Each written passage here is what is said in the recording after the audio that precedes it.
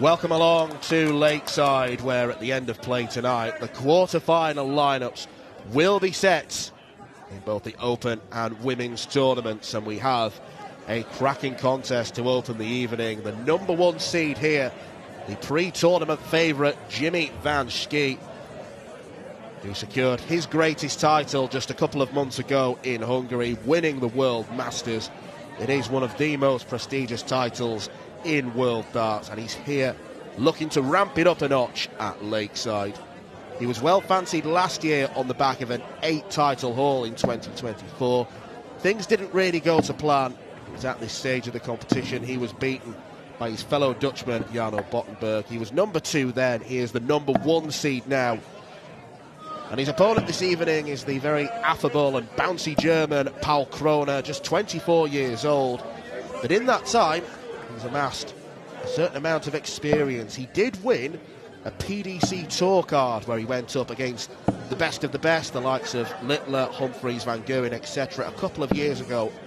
But owing to his work schedule, owing to the fact that he was doing a civil engineering degree, he opted to give the card up after 1 year, decided that professional darts at that point in his life wasn't for him. But he has made hay in the WDF system, and here he is as the number 16 seed, looking to make a huge impact. He won the Bruges Open on this circuit earlier this year, so he knows what it takes to win. But he's probably going to go into this game as a distinct second favourite against Jimmy Vanski. My name's Dan McCarthy, and I'm joined by a former Lakeside winner in Scott Mitchell, who won this title 10 years ago. And 10 years on, do you think we might have this year's title winner on stage in the form of the big Dutchman? I really see no reason why not. Came here last year, didn't he, as one of the favourites, and went out in the second round to Jarno Bottenberg, and in what was a bit of a thriller of a game, it really was. So 100. He's already kind of proved to me that you've got to play well to beat him anywhere, but particularly here. He likes the big stage. We've seen him 96. play super well at the Motor Super Series, and so we know that the stage is something that Jimmy absolutely loves. And he's one of those that the crowd always takes to. 55. Well, it's no wonder he's a class player. He's 6'9", and the way he leans over the hockey with those arms that have got about the same reach as Tyson Fury, he's throwing from about 4 feet. But he is a quality operator. If you've ever tried to throw from 4 feet at the fairground for those goldfish, it is harder throwing from 4 feet and closer. 99. So, yeah, he's had to master it. A lot more difficult. I've known Jimmy a long time. I've known him since he was about 6'1". So I've known him an awful long time. And he's been a youth player and come through the youth ranks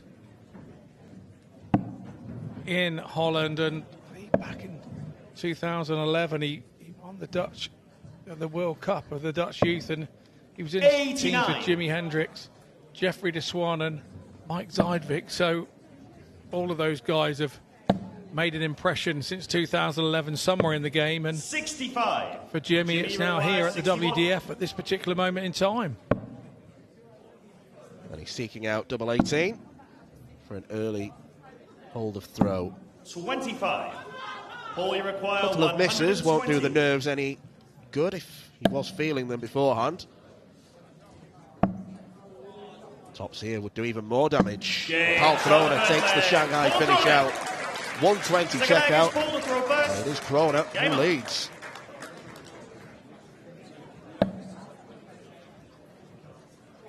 Yeah, really impressive from Crona. 100.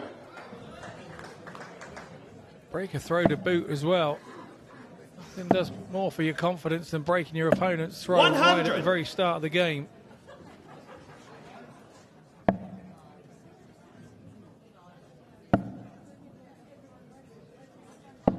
$57.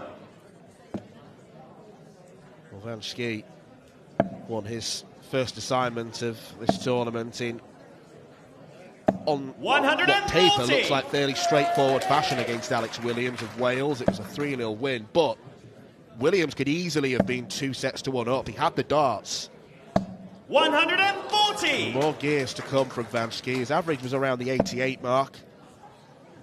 And strangely enough, while Paul Krohne did lose a set to Dalibor Smolik, 100. he was more comfortable winning that one 3-1.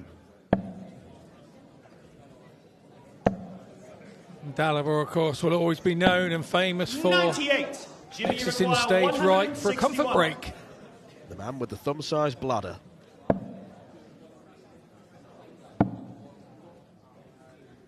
Should use the ball. 55. Well, he tried to leave a Ball two-darter. require 106. 106 apiece. Crona gets the first crack. Oh, wrong side of the wire. Needed the treble 18 to leave double 16. 46. Jimmy, you require 106. Now, how does Vanski approach this? Already looks very pumped and determined, doesn't he? He can't get the treble 18 either. 86. Ball you require 60. Now, Krona's darts lay very flat in the board, so this shouldn't be too tricky to navigate. He's hit one over the top. He can't. Double 10. 50. Yeah, you can't let those chances go begging. When Jimmy Vanski's around, 20. Jimmy takes his time. As you can see, motivates himself, winds himself up. Has to play angry inside. Jimmy Vanski. Angry inside he was, takes that out first dart. 1-1. And he breaks straight back.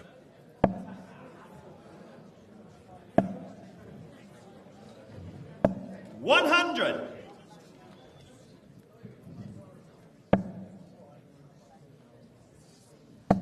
These two have never met before. 97. Despite playing in some of the same circuits, obviously the WDF Tour, but the PDC Challenge Tour as well. Jimmy Vanski has been 100. a PDC Pro Tour player before as a top-up from the Challenge Tour Order of Merit. Challenge Tour being the secondary circuit, those that 57. don't have tour cards.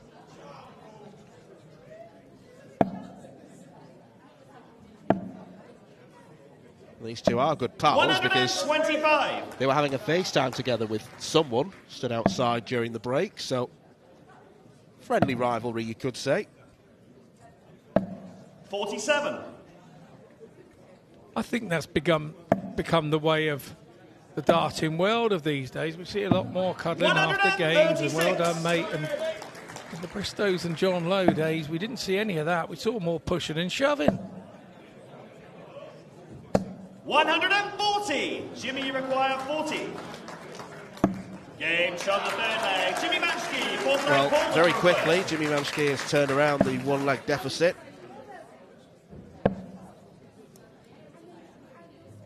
125.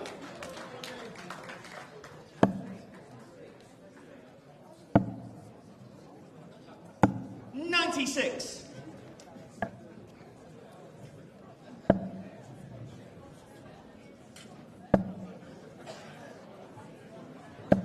55.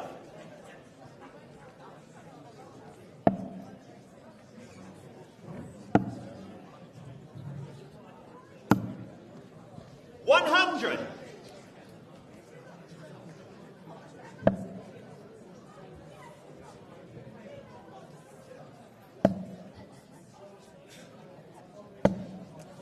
55.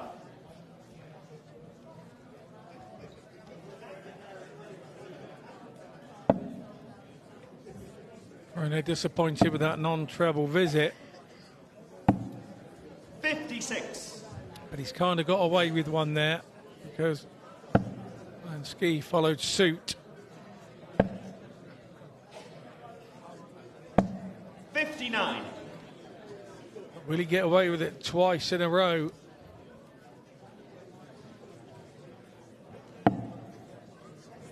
He's not going to. Vanski is wading in here. 171. Class darts from Jimmy Vanski. Jimmy, you require 78. Double 12.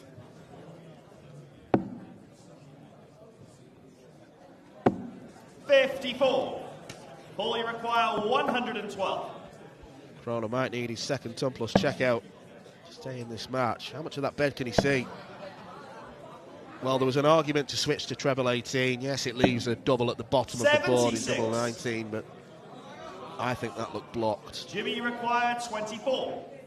Yeah, it was definitely had a bit of ricochet or something on that. Schie back for double 12. Double 3, bottom of the board, tallest man in the group. It's a great camera 18. angle to show how far at 6'9" Paul, you require he has to throw 36. downwards. Hasn't come off for him this time, so Game shot. Krohne levels it up Fifth leg, Jimmy to a to piece throw here. first. Game on. The top of the first set. That was an unlucky first start. 80. I think it hit right on the corner there of the treble 20. Where the treble 20 meets the treble 1, there's a corner, obviously top and bottom, and that was sort of instinctive of hitting that part where the board is so hard that there's no forgiving. Neither of it moves, and it just hits it flush on and drops out. 121.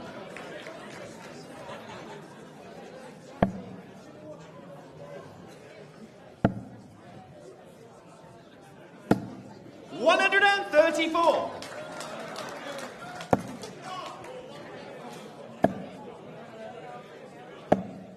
$60.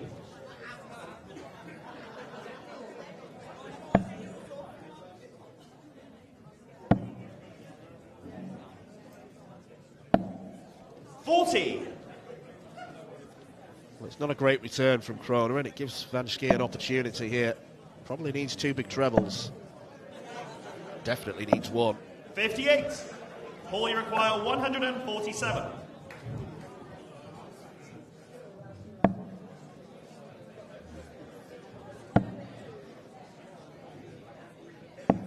$57.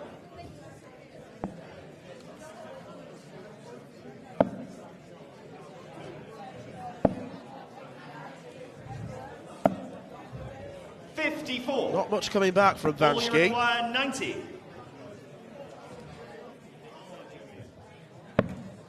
Went bull first.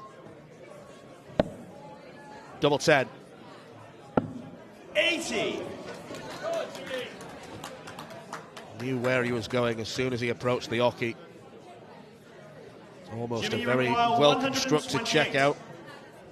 And that's what Jimmy needs. It's a difficult shot, 128. Has to find another one.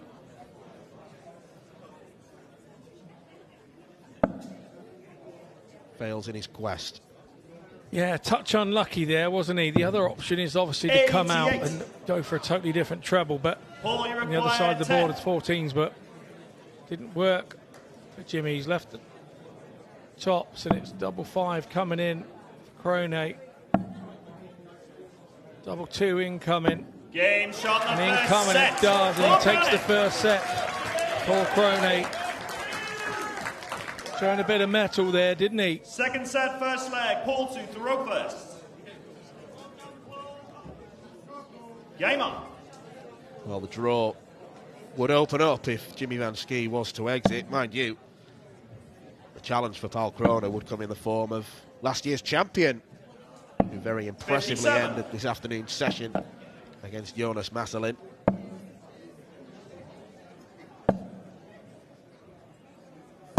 $100.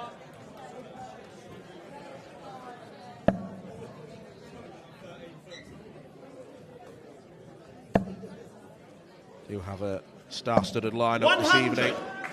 Mitchell Lawrie will be back mere hours after beating Adam Shepshie in the Youth Open World Championship.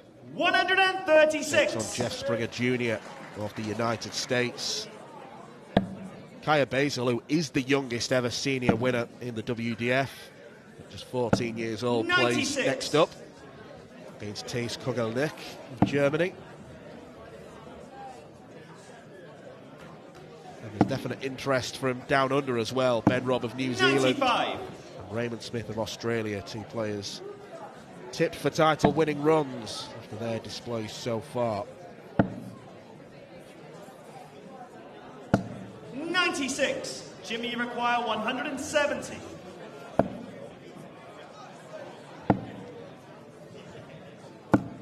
$58. Paul, you require 152.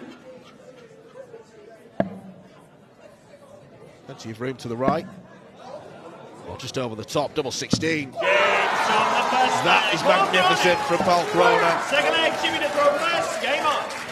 It's a hold of throw, but it's the manner of the checkout, the stylishness of it, and the roar to boot. 140.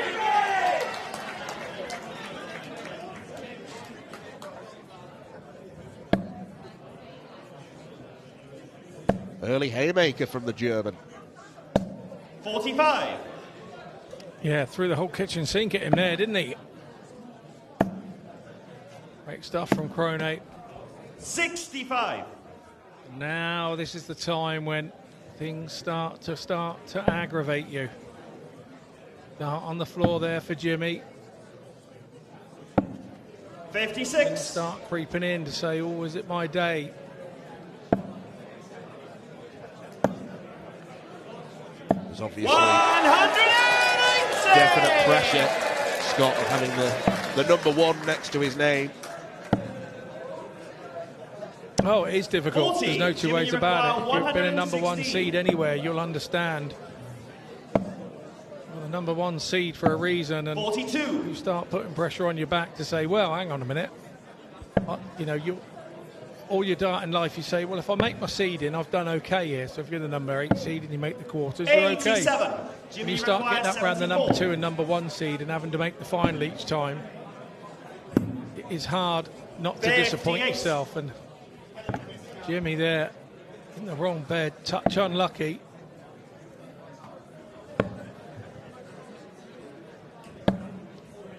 $63. Jimmy requires 16.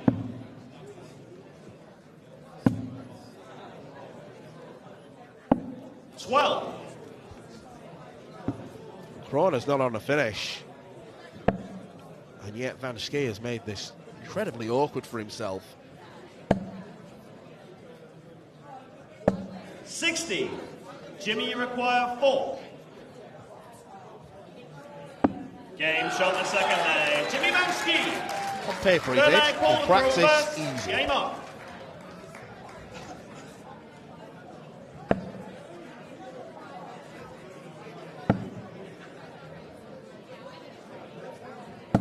$96.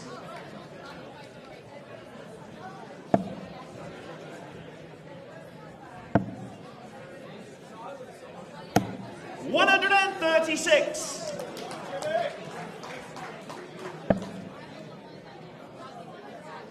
It's a fairly healthy crowd in this evening. Earlier start, we got a 6-game session for you this evening. This is game number 1 of that 6-game session, and 125. what an opener it's turning out to be.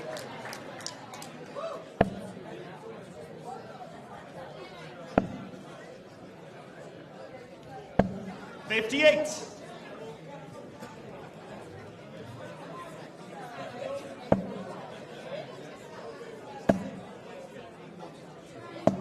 $100.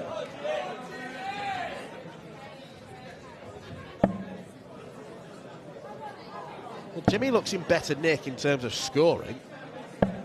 40. He's Jimmy, you require passed up a few 140. chances. Really passed this one up. Double 10. 120. He does. Paul, Now, you require Paul Krohne has already landed 170. 2 ton-plus checkouts. Oh, this would be special. 125. Yeah, tidy pressure here on Jimmy, Vanski. you require 20. And his double 10, we know pressure is for tyres. That's only a saying that works when you get it. Game shot Exactly, to pressure third for leg. Jimmy tyres, Vanski. what pressure. Fourth leg, Jimmy to throw first. Now getting fired up. Game on. Break a throw, that's why he gave it the big one.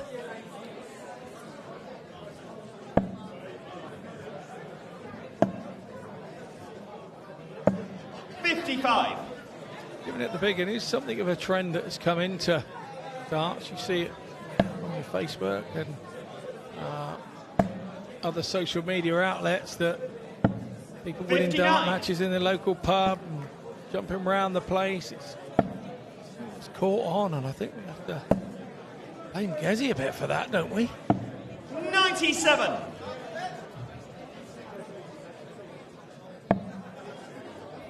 Maybe welcoming back a bit of needle to darts. 134.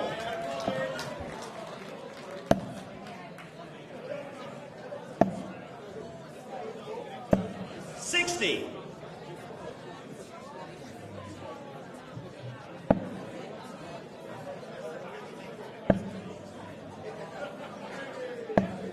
134. Back-to-back 134s for Crona. Means he's definitely on top in this leg. He wins this and he serves it out for the second set. 57. Vanski would be in a whole heap of bother.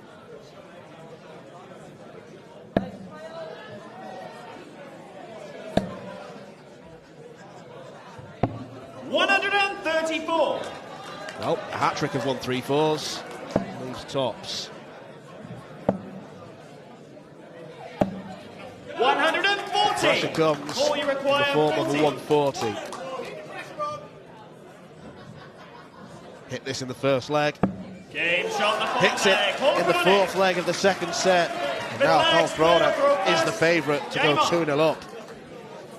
And who would have predicted this?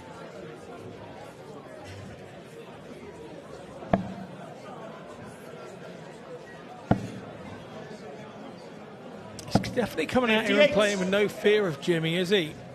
Krohne. It's the number 16 seed.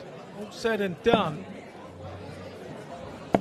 It's part of the draw, you have to say. The number 1 is playing the number 16. It's kind of gone with seedings up to now. 93. Good last start. How quickly the Crona advantage has evaporated.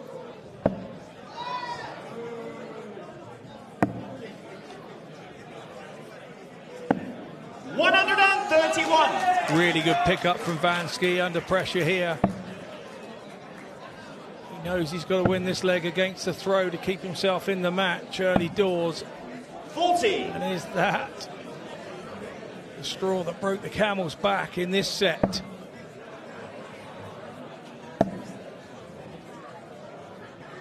$140. 50 on the board with 9 darts thrown. He was up against it, Jimmy Vanski. 140. But this is Jimmy a world-class 50. response. Double 16. I think some wanted a straight bullseye. But Jimmy just wanted the leg, and he's got it in 12 to level the game up.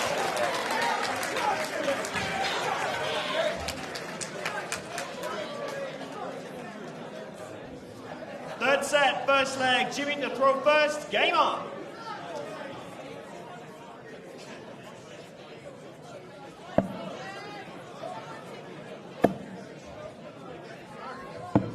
$139.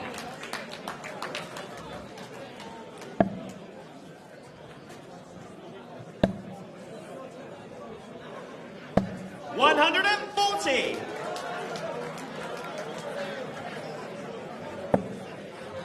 Yeah, warming up nicely this game, isn't it? Warming up nicely. 134. Both, a nice free rhythm.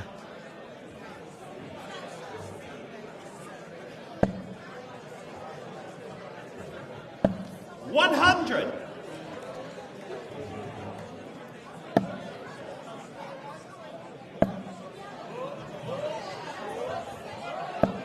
140. 2 doesn't become 3.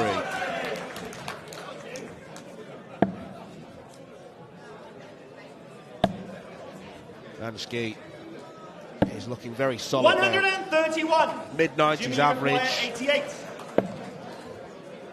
Double 14. Yes, in there, Jimmy. Right in the corner.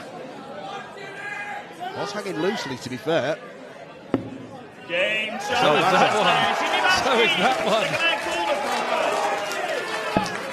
He had a couple of darts fall out earlier, and he felt, where's my luck? And now I've just seen it all in one throw with 2 darts.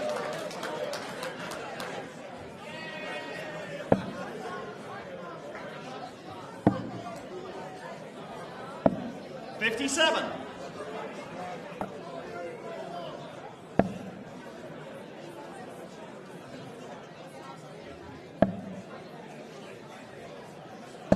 $140.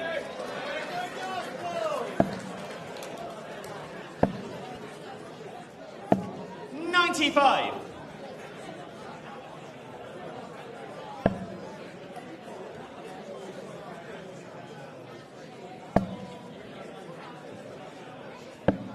57.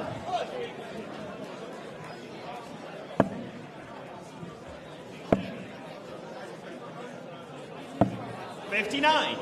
All you require 164.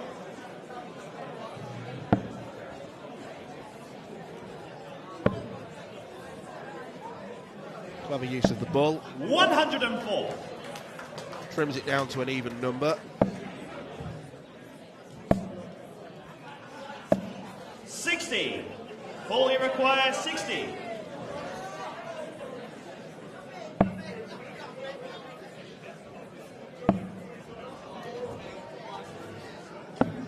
50.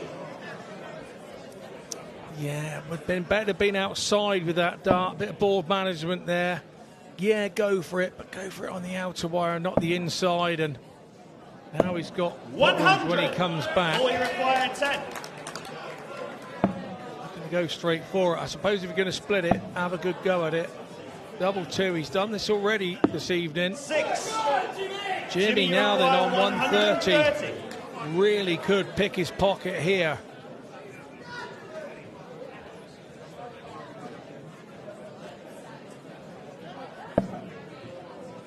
Good marker for the treble.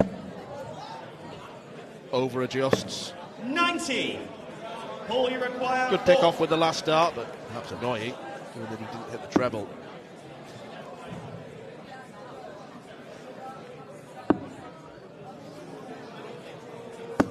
Game shot in the second leg. For Krohne. Didn't panic. Krohne there didn't panic.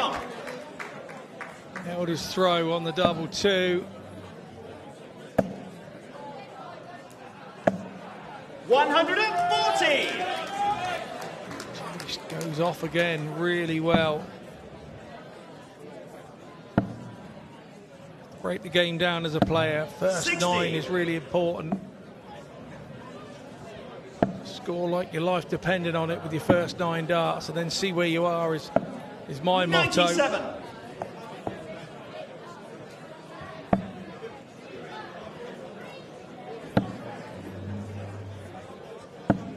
96.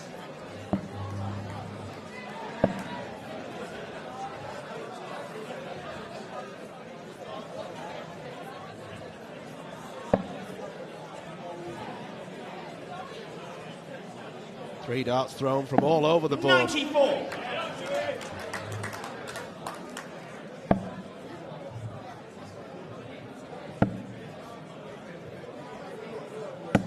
134. Jimmy, you require 170.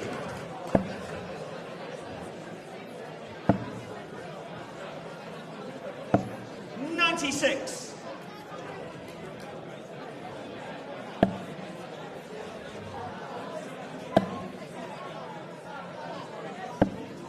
171. Jimmy, you require 74. Fabulous pressure put on by Crona. Now Schie may only get 1 dart. 41 left, should be 9 double 16. He's gone 5 double 18 instead. Yeah, that's good ball management. I think his first start was in the way to go 9. Flight was flicked up, could have caused a few problems. Clever for Vanski, but he didn't quite finish it off. Krohne now screaming. This is good stuff. Starting to get a bit of needle up there, isn't it? Fourth leg, pull the throw first. Game on. Well, I can assure you that these two guys get on. But the old adage, there's no friends up on the hockey. 60. And when you're friends, you tend to throw with a bit of freedom. You don't worry about each other and doing what you do to each other. The closer the friends you are, the games can either be absolute rippers or they're absolutely 58. woeful. There's nothing in between. Looks like we've got ourselves a bit of a ripper here. Who was the toughest person you faced in terms of friendship and trying to put that to one side? It was always Scott Waits. We got on like a house on fire. But yeah, every time we played one another, it was always tough. 180! I'll give you an example. I beat him at the O2 at the World Championships in the quarterfinals to make the semi-final on the Friday, and I think it was 4 days later, 5 days later, he beat me and then went on and got his tour card. 134! 5 days later, it was just, and they're always nip and tuck the games because we really just let your hair down and go for it. You're not worried what you do to each other. You drag each 80. other along and with the scoring and getting out. Just always enjoy them. Oh, Jimmy would enjoy this. Is he going for it? No. 97. Board management again. He had a look, didn't he? He had a look just to confuse the spotter. But 59. Jimmy required 32. Then went for the big 18, went safety first. Across the double 16. We know he likes double 16. Game shot is on there. Jimmy Vanski. Is the chosen route more often than not, which is why a couple of Game legs on. ago, or that leg ago, when he couldn't get at the 9 and went 5, the double 18, it wouldn't have been his chosen route. 85. Well, Paul Crona on a couple of occasions now has landed an important break of throw and then failed to back it up with a hold. 59. There was that 1-5-2. And then just then. There's a technical word for those breaks of throws. They're not really a 125. break if you don't hold the next throw, like your next throw. So they're not technically a break. 140. Really bouncing off each other here now.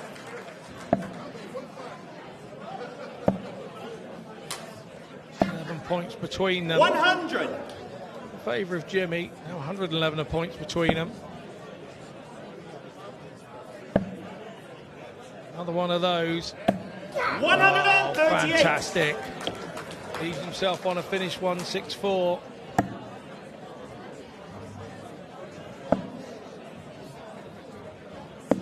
Wow. 127. All you require. This is shout for shout now, isn't it? Like a couple of parrots on stage. 119. Jimmy Well, requires this is exhibition 64. stuff from Paul Crona. But it may be rendered meaningless.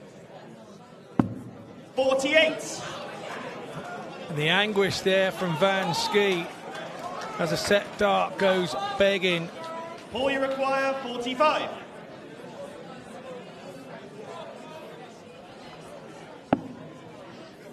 Double 16 for Krohne. One more at it. This is big, big. 29. He misses. A chance to break. Jimmy Vanski throw goes begging. They weren't badly thrown darts. He Jimmy didn't bottle that. requires That was thrown. They were lovely thrown darts. Just did not go to their chosen location. Vanski now doing the same. 2 still left in hand. Vanski comes through. Look at that, what it means to him. He knows that's a vital part of the game. Gives it the big boom, takes set 3 to go 2 sets to 1 up. But you'd expect it to have gone with throw anyway 96. With the caliber of these two players. And now it's Paul Krohne with the darts in this set. He would expect to hold his throw twice. 134. Jimmy now has all the momentum. It's going to make it as difficult for his friend as he possibly can. Well, so far, we have played every single 42. Leg possible. And that last one, first set deciding leg where both players had darts at double. Crona 140. failed on double 16.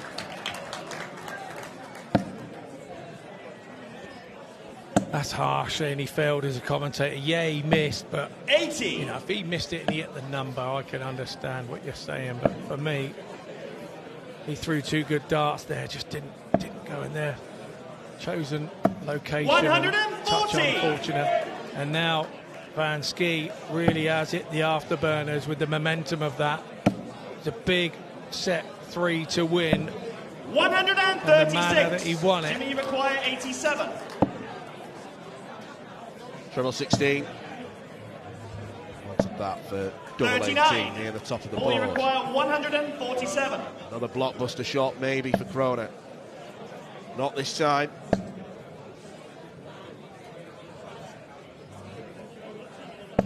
$60. Jimmy, you require 48.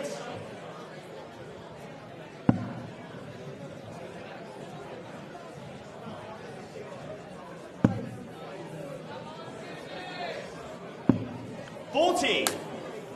Paul, you require 87. Almost like for like what Crona did last time.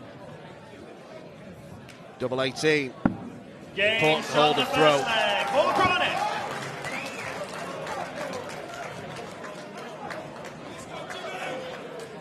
Second leg, Jimmy to throw first. Game on.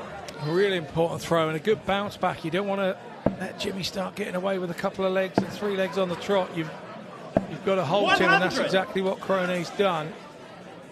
He'll be pleased to have done that. That's a good hold of throw. Under extreme amount of pressure. 100.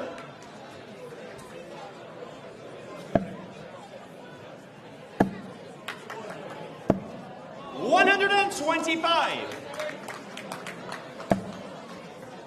The first dart's right for Jimmy. Darts 2 and 3 come in the blink of an 57. eye.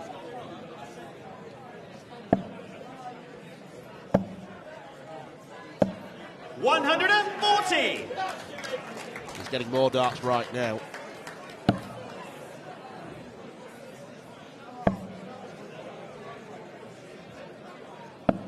$93. Jimmy, you require 136. 58.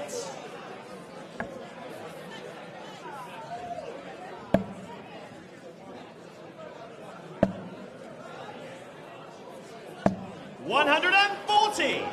Jimmy requires 78. I'm enjoying this one so much. Sometimes I keep forgetting to talk. It's a really good game, this one. Tops up for Vanski. 58. It's caught a flight, went under. 111. Big moments here. Krohne, he hits that treble 20. 19 for double 16. It's a big 19 right next to the double. And that one's in the double 16. 111 for Krohne. Wry smile from Vanski. Give it the large one, didn't he, when he hit set 3? And that's done. 134. Really turned Paul Krohne on, hasn't it? It really made him happen in the last 2 legs. 140. Comes Jimmy.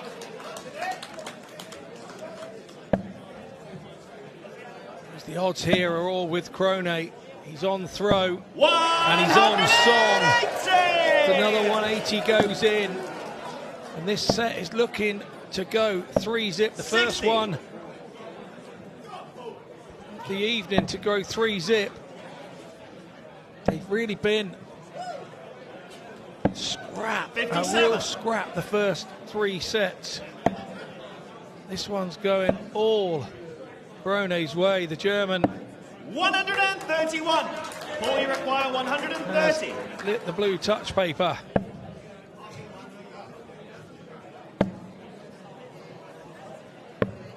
$50. Jimmy, you require Couldn't stay straight to 170. the second dart. Schie does not find the 2 requisite treble 20s. 134. All you require Crona 80. has 80 points left for a clean sweep in the 4th set.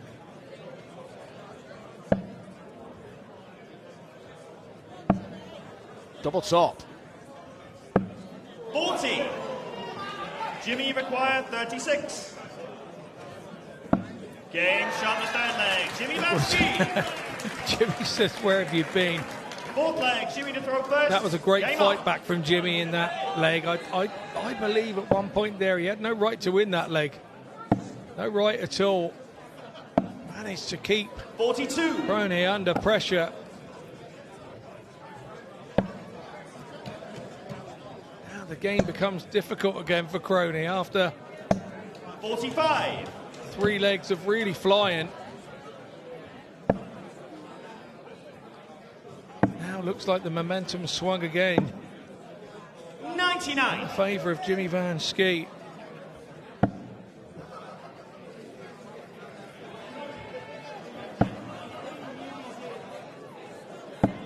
$57.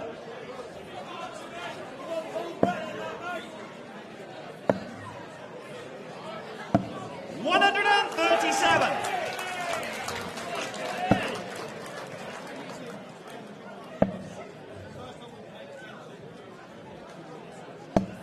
$40.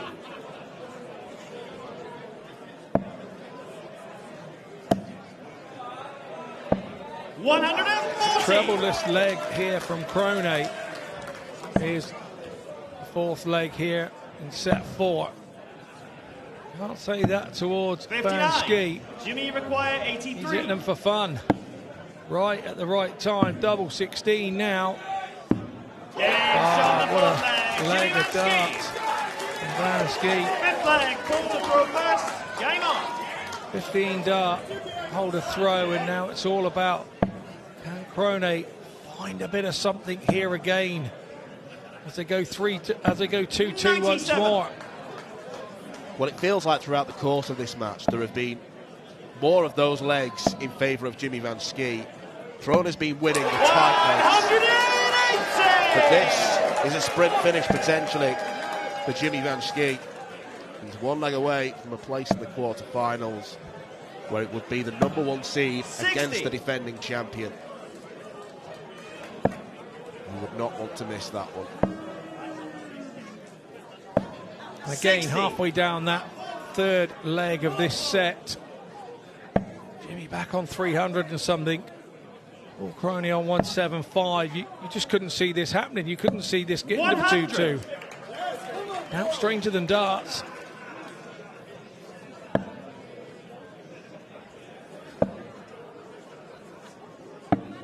$49.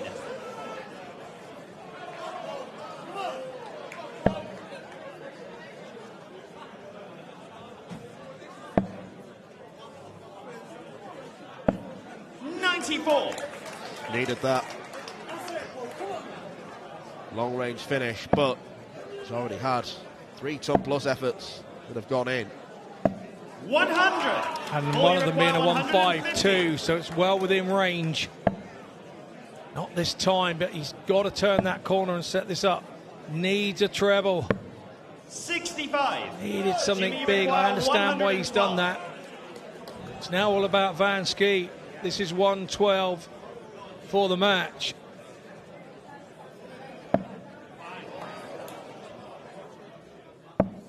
He will get a match start at double 16. Game And Jimmy on. Van's the man. The Dutchman, the #1 seed, is through to the quarterfinals. Krohne put him under pressure throughout. But Vanski's extra scoring power was clearly evident towards the end. Krohne went 2-0 up in the 4th set, but 3 legs in a row from Vanski. seen him get home to face Shane McGurk in the quarter-final. What a contest that's going to be at Lakeside. Please show your appreciation for Paul Crona!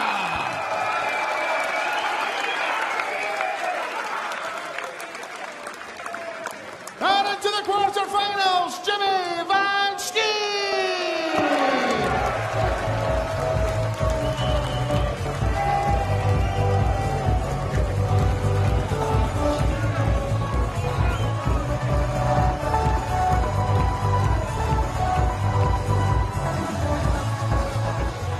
What a match to kick off our evening session. We'll be back in about 5 minutes' time with our next match as we continue the Open Youth competition. Thank you.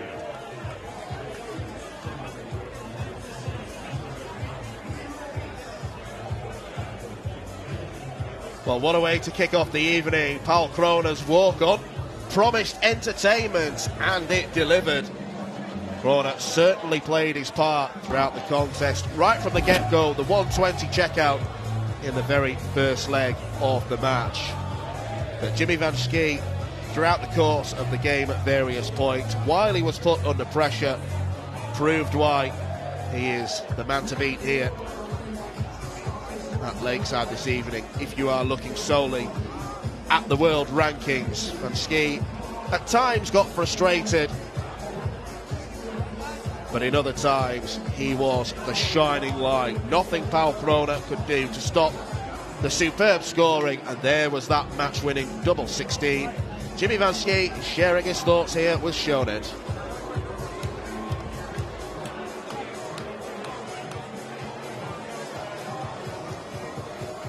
Well, Jimmy, that was quite the contest between you and Paul. First of all, how happy are you that you've booked your place in the quarterfinals? I'm very pleased the way I played. I think I scored really good. I let myself down in a few moments and he take great advantage of that. His finishing was sublime, really good. And at the end, I found a way to check out and get over the line. So I'm very happy. I've got to say, you look quite fired up out there. Quite a lot of emotion, which we don't tend to see from you sometimes. What was it like being up on the hockey at Lakeside? It's always nice to be here. I think I've got some unfinished business, and I'm busy with my journey to the title. So yeah.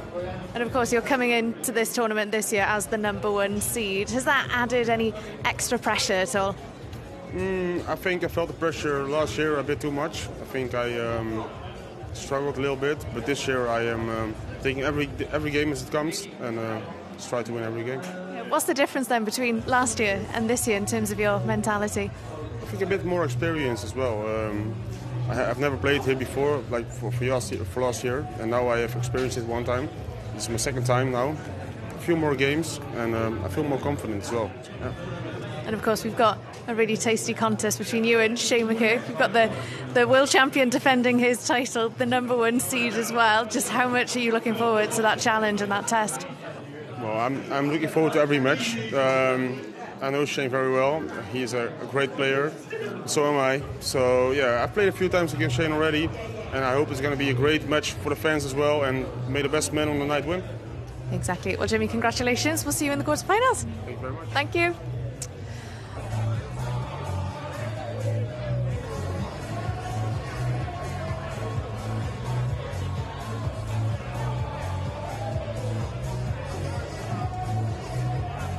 We return to the Open Youth competition here at the 2025 WDF Lakeside World Championship, and we welcome to the stage a young man who came through the Lakeside World Championship qualifiers. Last year's Gibraltar Open Youth finalist from Germany, Kogelnik.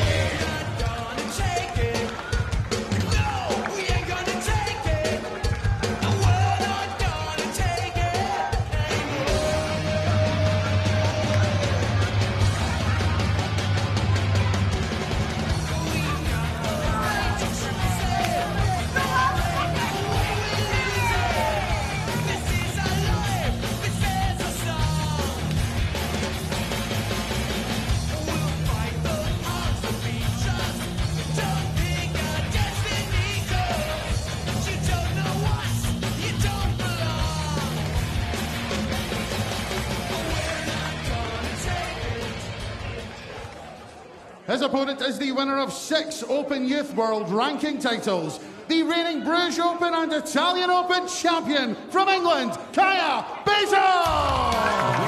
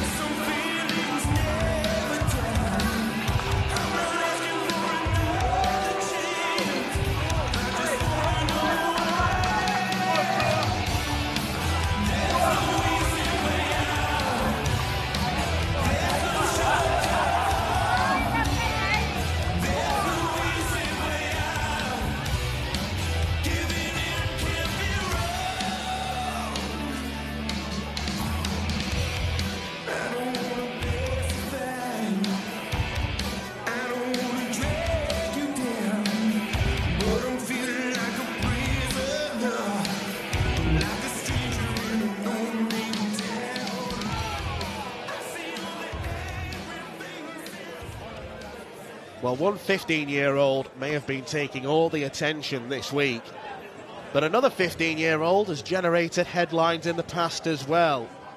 Kaya Baysal, earlier this year when he was just 14, became the youngest ever winner of a senior WDF darts title in the Budapest Classic, beating Sibren Heibels, who we'll see in the quarterfinals of the Senior Open tournament. It's a record that has not been broken by Lawrie, because he was quite literally days older than Baysal when he triumphed in Western-super-Mare back in August. So the record is safe for now. Baysal, another shining young talent, as you can perhaps tell from the colour scheme of the shirt. He's a proud Burnley supporter, and he's going up against a young German, Thijs Kogelnik, who at 17 years old is a couple of years senior, but is just as fresh-faced and inexperienced as Kaya Baysal. We saw Mitchell Lawrie sweep aside Adam Schie earlier on in the first quarter-final of the Open Youth World Championship. And looking at the numbers that these two have produced in the past, we may expect more of the same. Laura Turner alongside me for what should be another really good contest and another opportunity to witness some stars of the future. Yeah, I agree. I think Kaya Baysal, one of those players that, similar trend to Mitchell Lawrie, he's picked up a couple of titles this year on the seniors side. Dundas on his walk-on mentioned those 6 youth titles as well. Not only did he win the one back in April in Budapest, but went on to win the Riga Open, and that was no easy passage either. That was a win over Neil Duff in the final, Darren Johnson in the semi, and Alex Williams in the quarter-finals. All names that we're familiar with this week. Absolutely. Hugely impressive turn of events there, particularly both the semi-finals and final, where he won last leg deciders. So clearly he's got something about him when it comes to those pressure moments. These two have played each other the one time before. It was quite a chastening one for Thijs. He was beaten 3-0 and a big old 22-point wedge in the averages. So Kaya, the clear favourite, the winner of this, takes on Mitchell Lawrie in the semi-finals, with Kaya the number 4 seed. 96. That has not proved an easy task for anyone who plays Mitchell Lawrie. This is a great start for Kaya. Behind the treble 18, but substantial lead in the opening leg.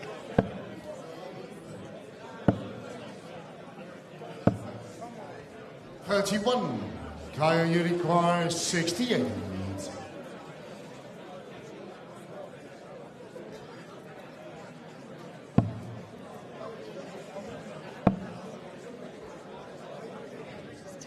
Brief pause, double 16, the target just goes south and pulls it into double 7.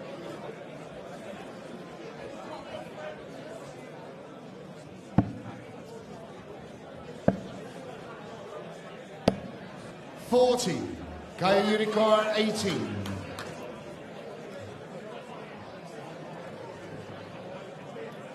Straight for double 9. And that's game short of the first in at the second leg. attempt. Second leg is tasted through first. Game on. 44. Will take for Baysal in the first leg. For Grbavac, not quite sure necessarily what to expect. He's relatively a bit of a newcomer when it comes to appearing in the WDF ranked tournaments. 94. Made the last 16 of the World Youth Open over in Hungary, where he met Mason Tees, who is featuring in this boys World Championship, 58. and made the last 32 of the Dutch Open Youth.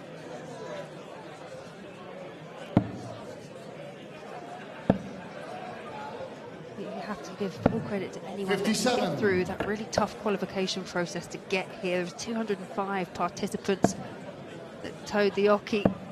Only 4 got through. 100. Exactly right. Bearing in mind that it's just a straight qualifier. There's no staggered prize money. You fail to get there, you come away empty-handed.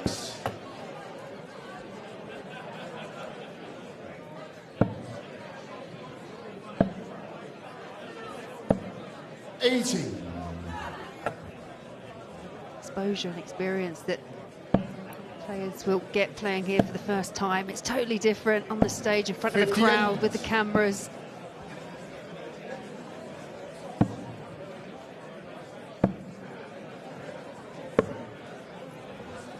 Doesn't get what he wanted after failing to hit the outer bullseye. 54.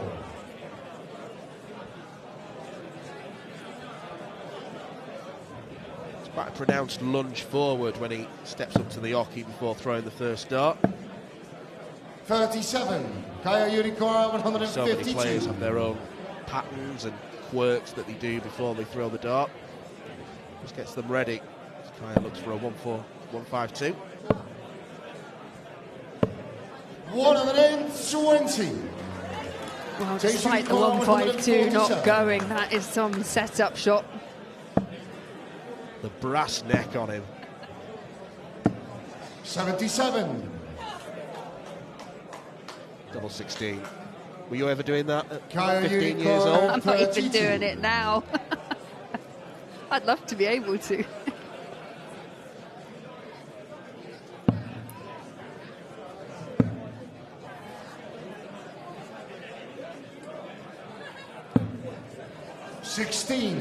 Taste Unicorn 70. Treble 18 pounds, so it's 2 at double 8, and that's a really clean checkout. Third leg is Sky out of field first. See the reaction, how much that means. Waste any time with the second dart, did he? 80. Rapid fire. He seems pretty quick to the Oki and quick to release all 3. 56.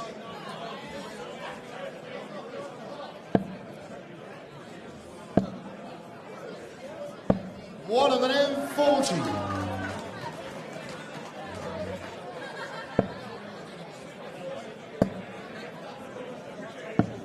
$61.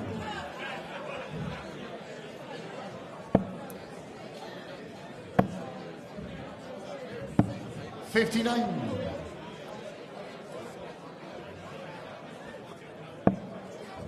So far, Baysal not really playing to his best form.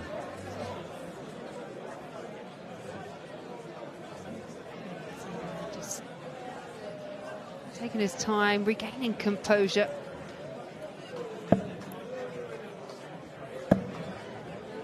This is more like it. It's the first maximum.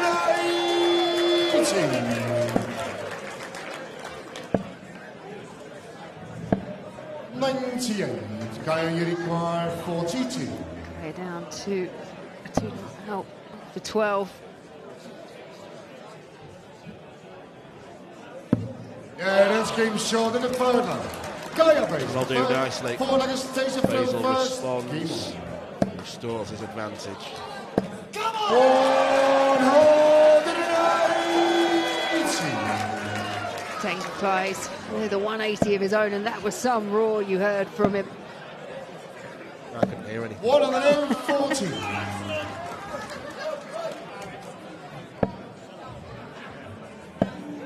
Well, we've been waiting 35 years for a 9-darter on this iconic Lakeside stage. Paul Lim, obviously very well known. Just imagine if it came from one of the youth tournaments. 140. Would that surprise you from what you see JDC, WDF tournaments? It really wouldn't surprise me at all. 60. The internet would explode. I think we might in here as well. 57.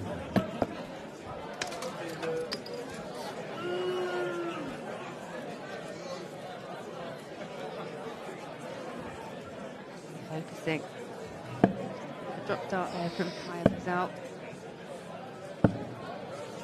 39. Kaya Unicorn 164.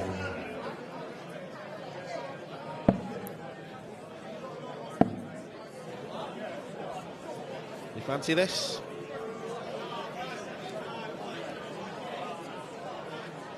Oh, these young lads do not care, do they? Kogelnik wasn't on a finish, but Baysal decided to give the crowd what they wanted. The point that there was 41. 2 legs in, you're just saying, Kaya not quite finding the levels that we're used to seeing from him, but wow, he's kind of turned it around at the back end of that set, the 164. 57. Just love the freedom that the younger players they play with. They don't carry the scars of perhaps more experienced players. They haven't suffered the losses. 100. I return to an earlier phrase, the brass neck on him. But they're fearless. And what has Kaya Baysal got to fear? He's 15 years old. He's already won a couple of titles. He's been heralded as one of potentially the greats of his generation. Why would you be scared about playing on the stage? Everyone wants to see you. Embrace it. The most of it. And he really is doing that.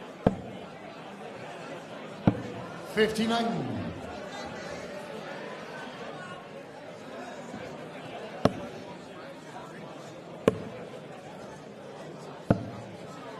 55.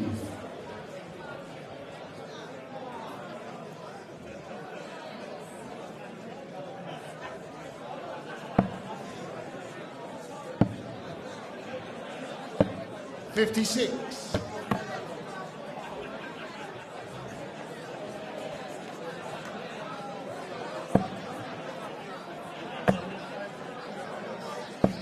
60.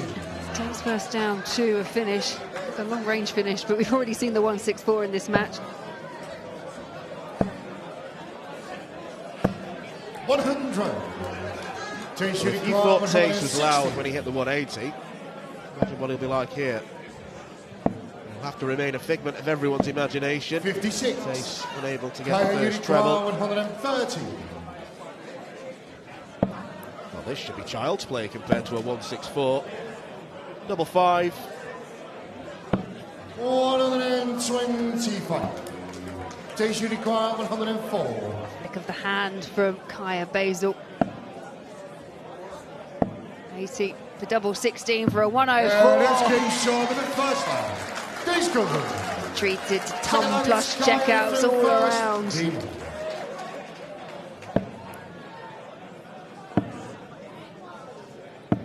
Kaya's undoubtedly the stronger scorer. You give Tace a chance, he takes it. 2 from 2. Can't argue with those stats. 2, and they've been combination finishes at that.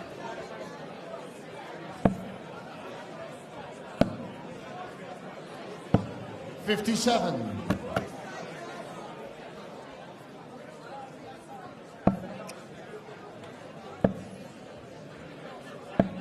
60. There's obviously a close fraternity between the young players in darts. You will have seen during the walk-on that, particularly with Kaya, Mitchell Lawrie was there to welcome him on. Jensen Walker as well, who's in action 96. in a few games' time against Ray Smith.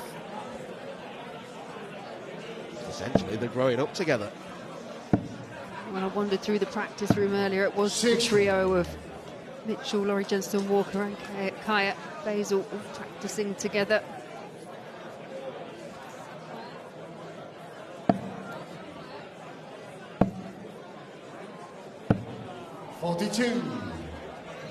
Quite often look at the rivalries that expand across various generations, and you can kind of see them developing in front of your eyes when you look at tournaments like this.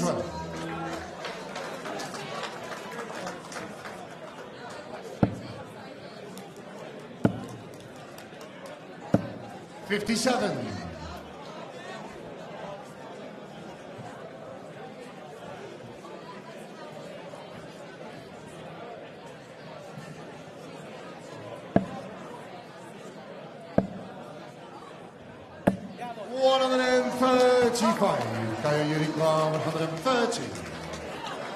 He had a go at this in the last leg.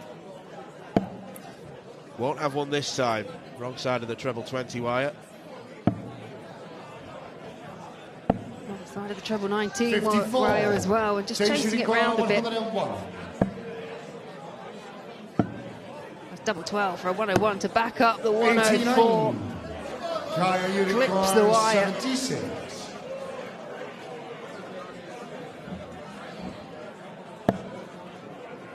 Doesn't find this, Kaya Baysal will find himself in a battle, and even more of a battle than he thought. 36, stationary card 12. This has been really accurate on the doubles, and that keeps on coming.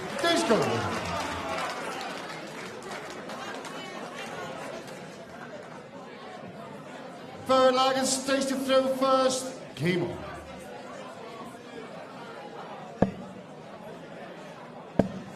No, Scott Mitchell has said before, 59. The stage does funny things to players.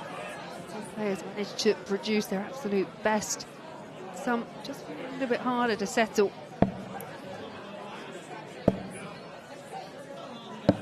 91.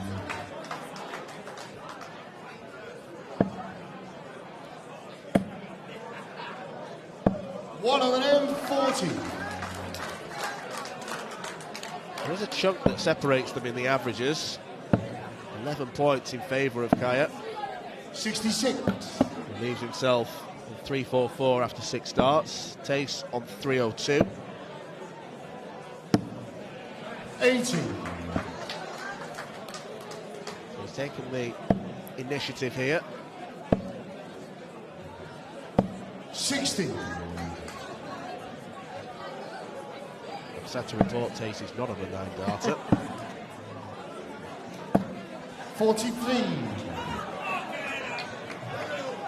For this set in particular, been a slight drop off from Kaya, and Tace has managed to find a couple of extra gears, especially 42. When it's come to those opportunities presented to finish a leg.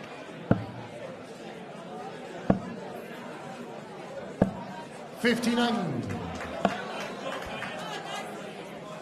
Well, the distinct possibility lies ahead that Tace Kogelnik could take this second set as a whitewash.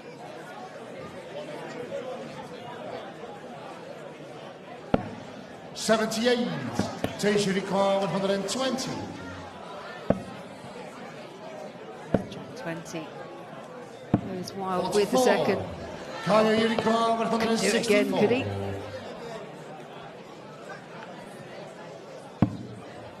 No. Interesting choice as well, because it's a different route than what he took the first time round. 76.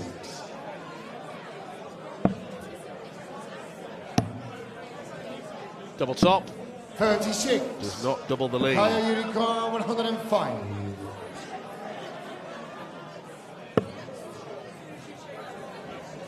Well, he only hits the 2, and that's the real danger with going the bullseye route.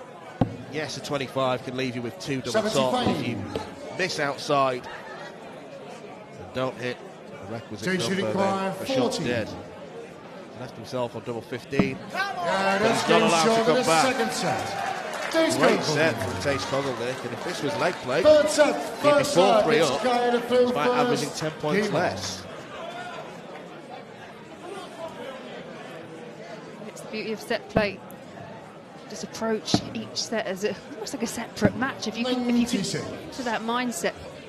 Especially a lot of the players from England, Wales, Scotland, they would have played at some point in the county system. It's only a race to 5 85. for most. Break it down in that way and it's a bit more manageable. 96. This is a real test for Baysal. As we said, he came in as number 4 seed, won a couple of seniors titles, picked up 6 youth titles throughout 2025. He did come in. I think most people would have thought he would have run away with it. We said it earlier. The battles he's had with Lawrie over this last couple of years. 100. Yes, everything suggested that while it wouldn't be absolute domination, Kaya would be too strong. 100. Certainly not panned out like that.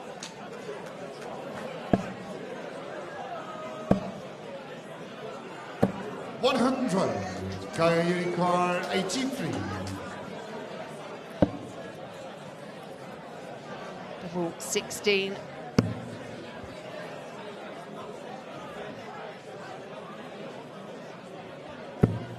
That first start at double 16 was awkward. Unicorn 116.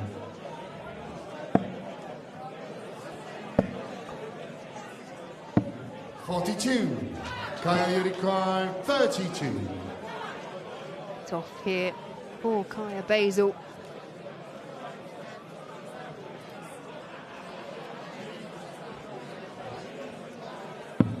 That's came short in the first line. That ends a mini drought for Kaya Baysal. Taste of throw first. Look to restore control to this match. 140.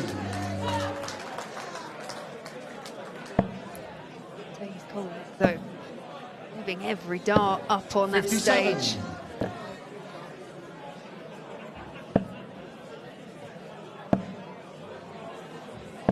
$60.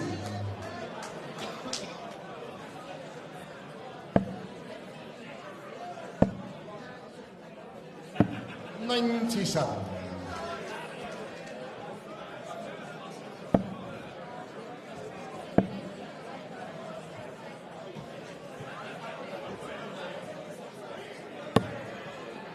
41. Impression Kogelnik is playing with just a bit more freedom than Baysal. And perhaps that is the weight of expectation on his shoulders coming in as the seeded player.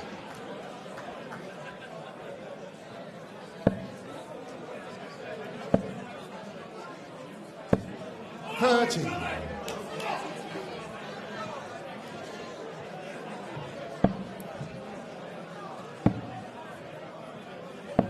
57.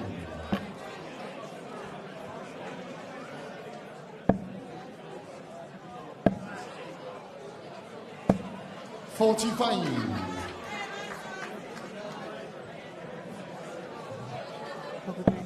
Unable to reach a finish, and Baysal should be on something very handy indeed. If you'd asked me in set 1, I think he might have gone straight for it, but I think this is all about the setup and getting those legs chalked up. Kaya Unicorn 50. Prue was wrong, Kaya. Well, you may as well have gone for it.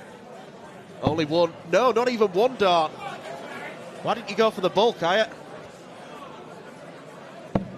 18. Unicorn Tidied it up in the end, but he's range of finishing. Taze has been really rather good at this. 40.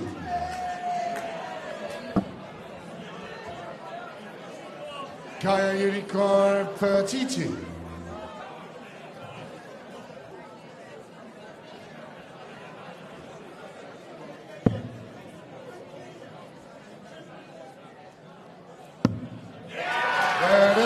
Kaya Baysal gets away with it. Can't argue with that. There's no way with 50 points left that he shouldn't be getting a dart at double. Third leg, it's Kaya I through agree. first. Game. It's just about who can hold it all together up there, get across the line. 60.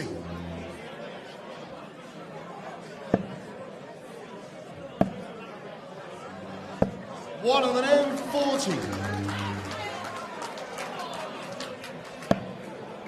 Bump from Taze, and they're looking to fire back in response to the 140. Finds one of his own.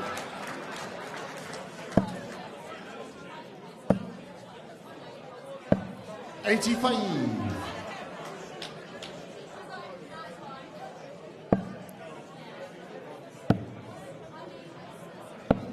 $57. He had a really good account of himself as Tace Kogelnik. 139. And he's deafening the Lakeside crowd one by one. 96. Stays you require 137. Brilliant. That's down to a finish, but the 137 not going to go. Oh, something handy if this 148 doesn't go. Kaya, you require 148. Well, he's hit a 164 already. Won't hit the 148. So this contest may be extended. 54. Tace you require 40. Break of throw opportunity for Tace Kogelnik. Come on! It's one that he takes. Tace Kogelnik. He won't go Four quietly. leggers stays the through first. Game. No, it's a 14 dart breaker throw. He's got an opportunity here to pull us up at 2 apiece.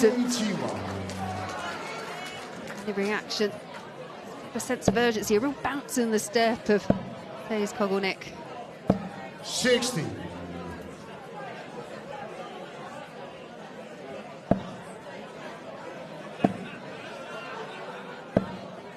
$83.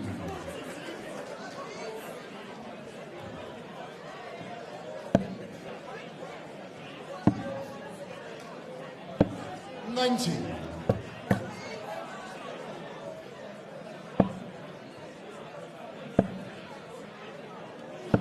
$59.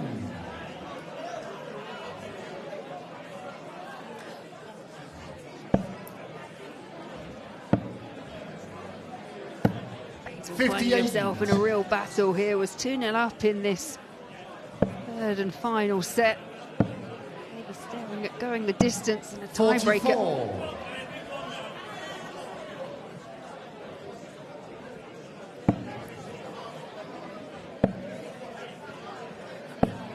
$57.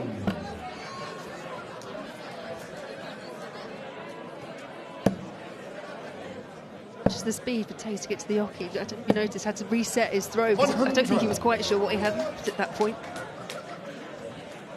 There's something a little bit James Beaton the way I think he approaches things, because there's that sudden 59. drop of the arm Tace you before he require sets himself. 94. I see what you mean. 54. Been mentioning averages throughout the game, and they've definitely closed up. Still 6 points is the gap Kaya Baysal has over Tace Kogelnik, but they've been closing up slowly but surely. 40. We are on course for a last leg decider. This is not the time for missed darts at double. No score. Pained look on the face of Tace Kogelnik. Baysal will not be rushed. 80. Beat composure. Oh, it could be on the bolt. Moment of inspiration needed.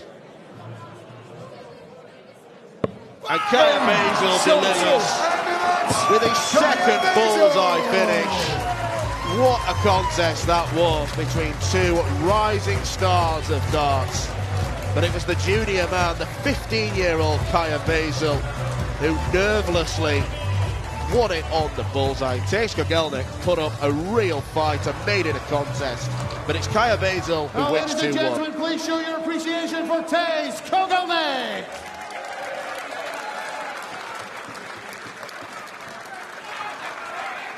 And up to the semi-finals, Baysal!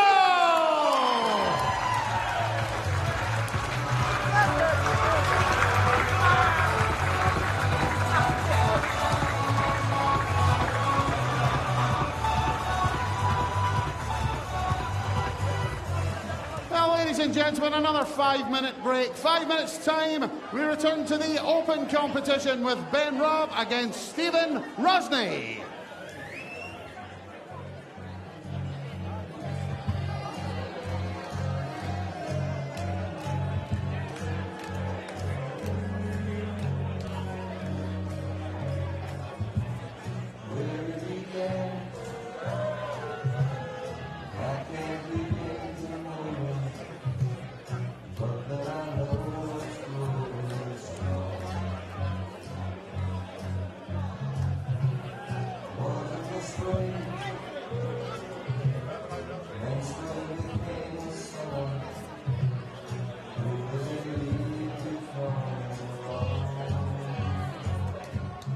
Well, the Open Youth World Championship was just as eagerly anticipated as the main draw. Mitchell Lawrie might be taking the headlines, but Baysal knows how to make them of his own.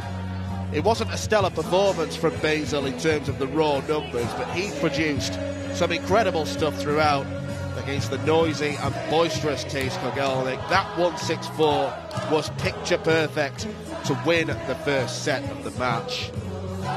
Got the thumbs up and the respect from his opponent, but Kogelnik fought back to win the second set in 3 legs. It all looked like it was going to a last leg decider, but Baysal, with Kogelnik missing 3 darts in that leg, pinning the bullseye for the victory. He's now giving his thoughts to Sean and Dafford.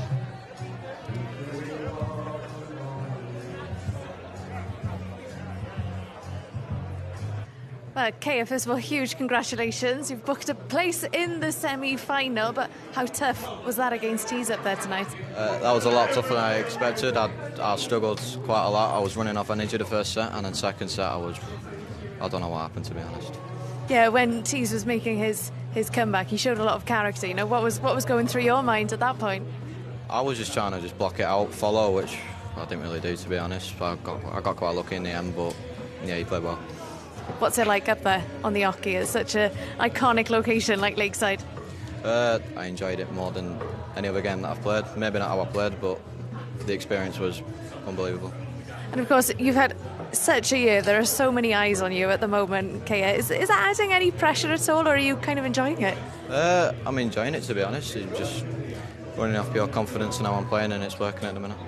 And now we've got quite the semi-final to look forward to. Yourself and Mitchell Lawrie, of course, you know each other really well. You're really, really good friends. We saw the two of you face each other in the Welsh Open as well here on S4C. So how much are you looking forward to facing him up there again? I'm looking forward to a lot. Playing Mitchell in the first 3 sets is brilliant, to be honest. It's a high-quality game, but I'm just hoping I play better than I did just then, to be honest. And what's it like, you know, when you've got 2 teenage stars that everyone's talking about at the moment? How much do you enjoy facing him? Quite a lot, because we both play really well against each other, and it's sometimes just a toss-up on who wins. But okay, look, huge congratulations, and we will see you in the next round. Congratulations, thank you.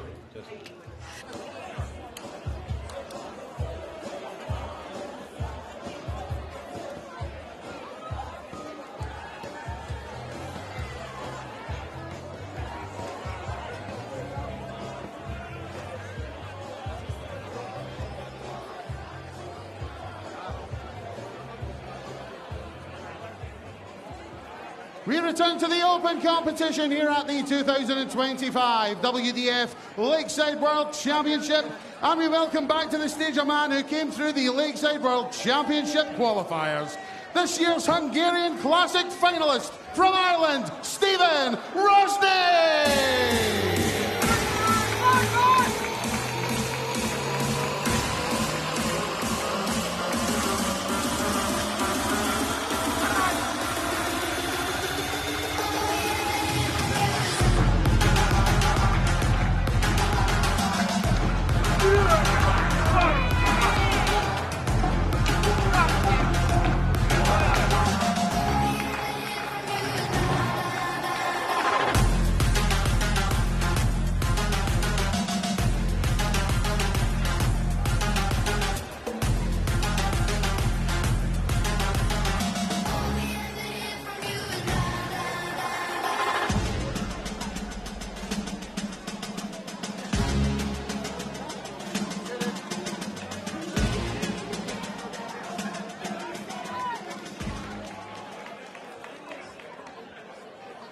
His opponent is a two-time New Zealand Open champion, the reigning New Zealand Masters and Pacific Masters champion from New Zealand, Big Rig, Ben Robb!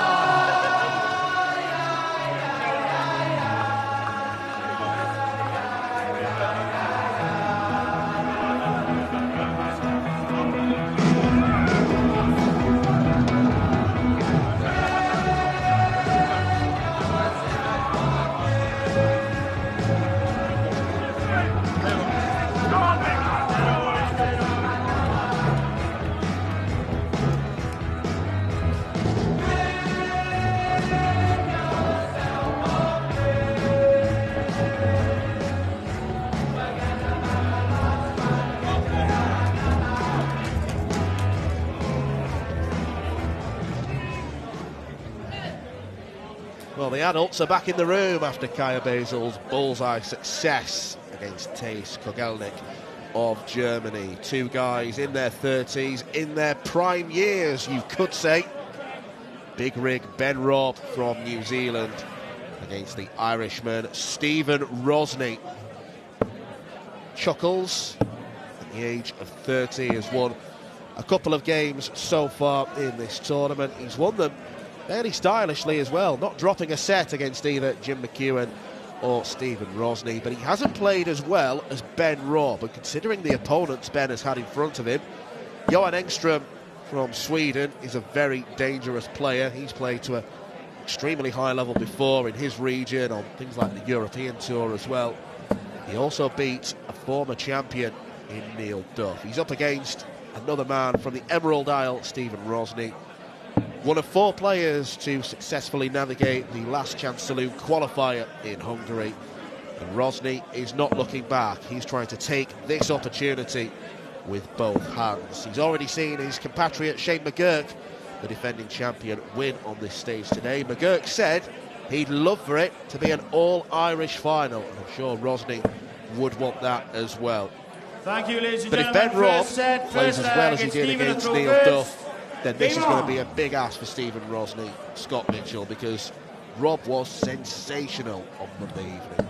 He was indeed, and you know, like you say, he had Johan first round, and that's a really sticky wicket to be batting on, and 43. He did really well. The Swede is quality and have been around for a long time, and I loved it in one of the interviews after, he said about the respect to the crowd here and how it was very different to play here than other places, and how knowledgeable the crowd were of the players. And I thought that was nice for a player to sort of notice and appreciate that. It is different than playing anywhere else. You can hear a pin drop in those big moments. We saw it in the Vanski match earlier. And I feel that this one could be on a similar hilt here. That's to match one of our evening session. 58. Stephen, you require 136. Well, a 180 for Rosney has put him a long way in front of Ben Robb. 96. Quality setup shot as well, so Rosney should be taking this opening leg. But the pressure is put on by Robb. Stephen, you require 40. Much more assured on the doubles against Junghans than he was against Jim McEwan, but not this time. That's the wrong double. Ben, you require 80. It's a bust score. There's no chuckling from Rosney. They'll be scowling if Robb takes this out. 40. Stephen, you require 40. So gets back on the early exchanges and makes no difference this time round. Makes no mistake. Very different this time round.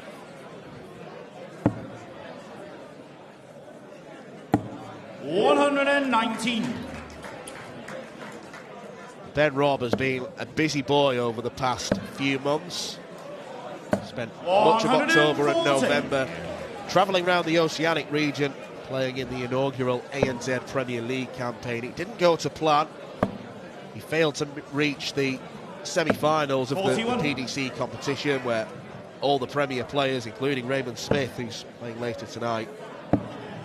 Played knockout tournaments across 96. the region.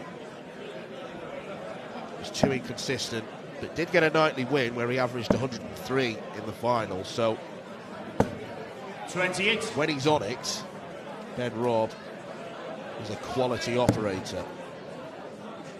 Yeah, I was at a World Cup in Esbjerg in Denmark in 2023 when I picked up the gold medal in the WDF World Cup. 133. Ben Robb with Hopai, I think, on that day. Feeling they picked up gold medals. I remember them celebrating. 43. Stephen, you require 132. 23, that one.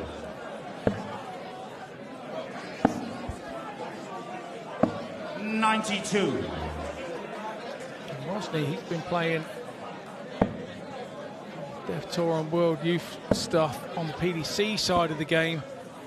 140. Back in 2017. Stephen, you require 40. I remember seeing him play Thomas Lovely in the early round of the Youth World Championship.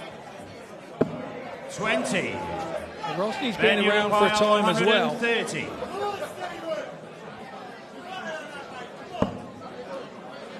Treble 20. Now the bullseye for Ben Robb. Well, that bullseye has been struck an awful lot this evening. Its latest victim, Ben Robb. 57. Yeah, Rosney was sat there waiting to go, wasn't he?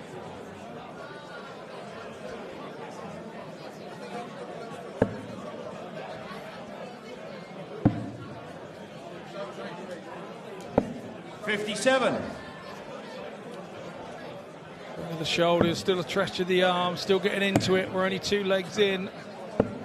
40. You have to be careful with these best of 5 games because they can pass you by. Before you know it, they fly by. Particularly if you have a spell where you 121. 3 or 4 legs on the trot. You've really got to not allow that to happen. Rosney looks 140. really comfortable tonight, doesn't he? Just popping them up there. There's with a lot of freedom. Maybe he's looking at this 97. game that Ben Robb, probably with that big average after beating Neil Duff, is the favourite in this one. And when you're the underdog, it kind of makes 100. life a little bit easier. There's no kind of pressure on you. The biggest thing here is making sure you don't put pressure on yourself with the match and expectations of your own. And if it starts to go wrong, Stephen, you require 164. I said before, it can start going wrong between the ears, and then the arm doesn't move how you want it to move. 94. It starts Ben, to you fall require apart. 101.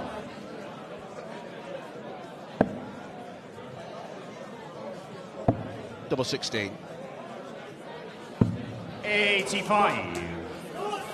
So a chance to Stephen, you break there. require 70. Rosney's still under pressure here on this 70.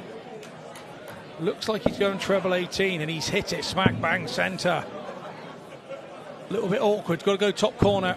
54. Went top corner, and Rosney's darts Then do you go require in, sort of 16. like point to the left, tail end to the right, and Inch on the third leg. Ben Robb gets Ben Robb. back, takes out 16. Fourth leg is Ben to throw 2-1 first. up. Game. Well, both players could have won this set. 3 legs in. Darts at double in all of them for both Robb and Rosney. 84.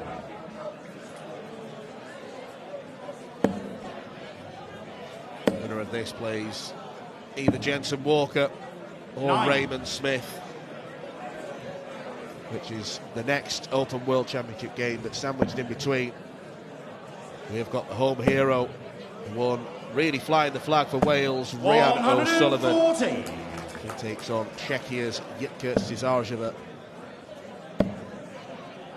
That's easy for you to say, 100. Dan. Plenty of practice. He's a good player. I'd like to have seen you saying that with a mouthful of dry roasted nuts. 121. Save something for the hotel bar, Scott. See you there. 119. Ben, you require 156. 156. Yes. 120. Would have been spectacular. I think that was 1.5 millimeters away, wasn't it?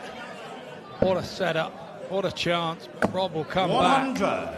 Ben, you require 36. Try and secure this first set. Yeah, We're that's looking game forward to start this to the one. first set. Ben Robb. Second set, first Rosney leg. that It's came Ben out of the from blocks first. quickly in set Game. 1. But it was Ben Robb that settled and ended up taking it 3 legs to 1. It's a Brejcha throw 100. type of set as well. So Robb now has the advantage in set 2 of the throw. 96. It won't worry Rosney just yet. Nothing to worry about just yet. No big panics. Getting to the business end of this week and now starting to see some brilliant games, aren't we? And some special moments where some top players are doing special 58. things. And that's how you find out if you're a top player. In those special moments, you do special things. Can't do them all the time, but if you're able to do them 100. some of the time, it means you're a special player. 43. Well, I mean, the output from Ben Robb against Neil Duff was truly extraordinary. 8 180s, a couple of 177s and a 174. He was a pure power scorer in that game. And you couple that with the success he had on the doubles. It's a hard 60. combination to beat. Ben, you require 61.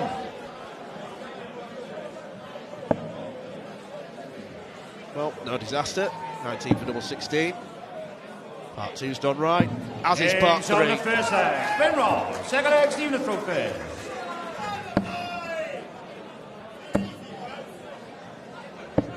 $57.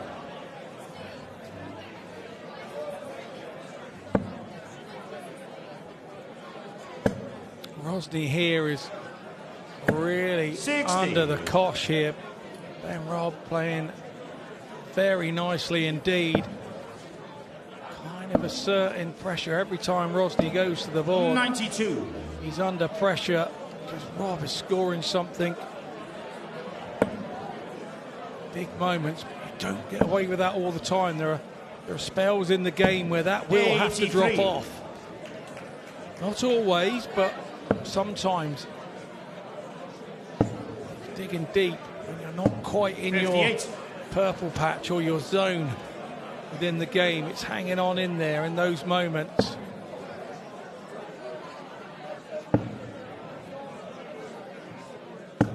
$58. Here with Robb, he's had 9 darts and a couple of troublous visits already. I know it's not on his throw. 80. Still be concerning for him. Wants to make Rosney work for every leg he gets on the board. 43.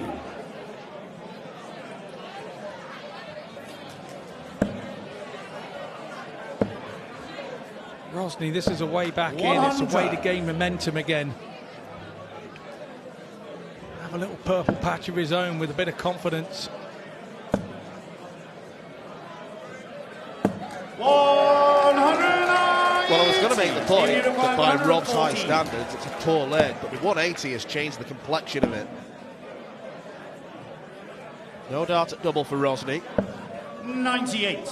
Ben, you require 77.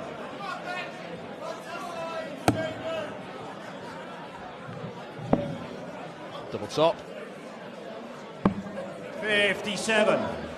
Would have been Stephen, 5 you on the require bounce. 16. Rosney then really needs this. Really needs this. He couldn't get any tighter. The only other place is in. And once again, Ben, you require 20. it's not gone his way. And in comes Ben Robb. Game shot in the second Picks his leg. pocket. Ben Robb. Now Ben Robb on throw. Game. He's throwing to take set 2 away from Rosney as well. 140.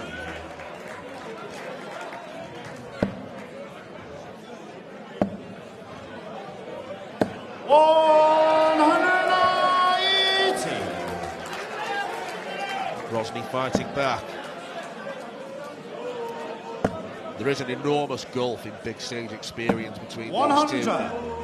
Robb's played at Alexandra Palace 5 times. He's been a representative New Zealand at World Cups. 136.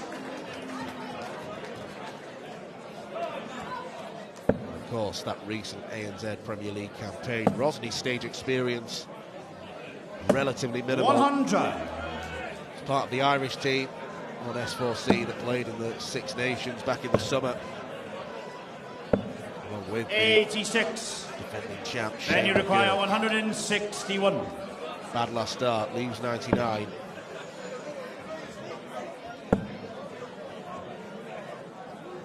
$137.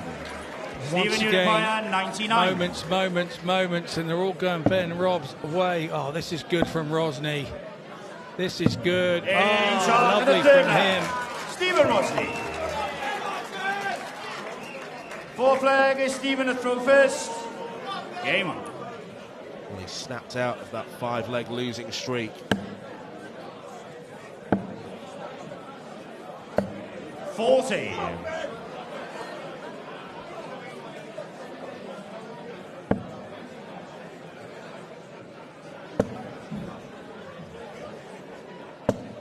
$60.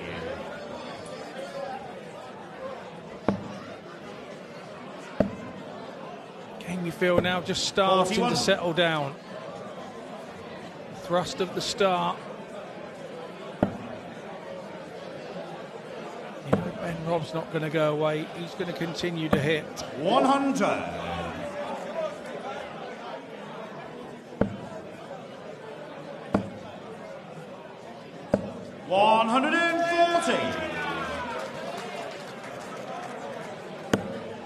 He's not going to go away either.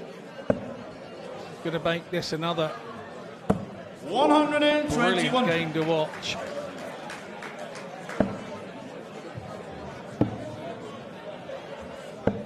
$40.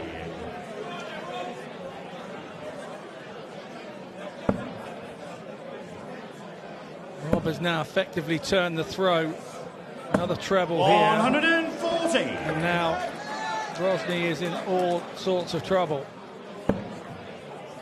Looks like set 2 going to get away from him as well. 100. He's battling. Then you require He's battling 80. back. 80 for Robb. 13 scored, unlucky for Robb, but lucky for Rosney. He's now going to get back 30. and have a chance at the 140. Stephen, you require 140. About that first dart. Looking for a ton. Nice and high with the last. 100. Nicely done. So the Then pressure you require applied now. 50. And Ben Robb finish off this 50. It's 10 for tops. Just in. Game shot and Nothing a second wrong with that. set. Takes the second Robb. set. It's killed Rosney's momentum. He was just getting back into that. Just started to find some scoring. Third set, first leg. It's Stephen to Maybe throw been a bit of a first. Dick Turpin on that leg and gone 2-2. He had a chance, but it wasn't to be. Robb polished him off. 100. Set 2. It looked assertive, that 50 shot as well. Yes, a little bit overthrown on the 10 if you're going to be critical. It was in the 10 segment, 93. allowed him to hit the double top. He stopped and composed himself, had a little wow moment to himself. 123. Now that he's 2 down, Rosney's going to start throwing with a bit of freedom now, you feel. He's tried all the huffing and puffing. He's now just going to get his head 57. down and start throwing and thinking nothing. Keeping it simple now. 100. Look at what you're throwing at, throw at what you're looking at. and let nature take its course. Let the hand and eye coordination take over, the natural part of it. 40. In and out from Robb. Means this leg might be a lost cause. 48.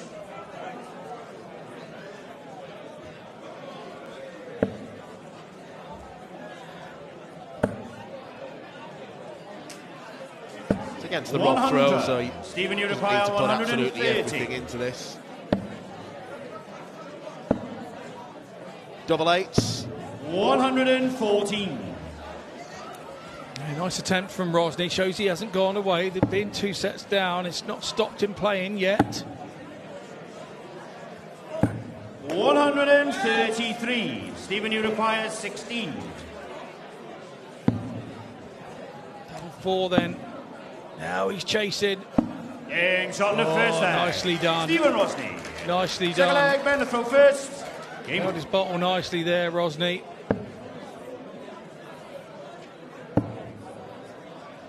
There's something about having 3 57. darts in your hand and going for a double that makes life difficult. Yet when you've got 1 left on the end of a combination, it always seems a do or die moment when you've got 1 dart in your hand at a double. You see it all the time, no matter what standard of darts you watch. You see it an awful lot. 140. You think that's partly because at the end of a combination finish, you know exactly what dart you're going for, you know exactly where your arm's going 30. to be lined up, and there's almost less need to think? I think it's the other way. I think you overthink. I think you give yourself the situation and you go back behind the ball thinking, I've got to get this, I've got to get this. And I know it doesn't sound right, but saying I've got to get this is kind of a negative thought. 100. In the Then mind you require process. 164. I can get this is another way of saying it, but it's a positive mind process. 60. It's a change of 1 word. That's the love of this game. 42. Then you require 104. Single 16. Now double top. 84. Then Robb drags it low.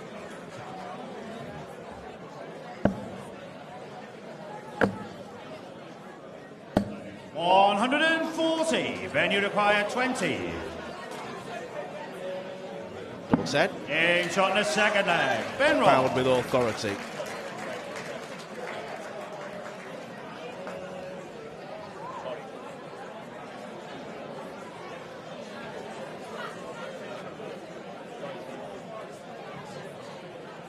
Well, unfortunately, the technical gremlins seem to be affecting the scoreboard again. Third leg, it's Stephen to throw first. Game on. But luckily, only for a short time. A little bit too frequent, isn't it?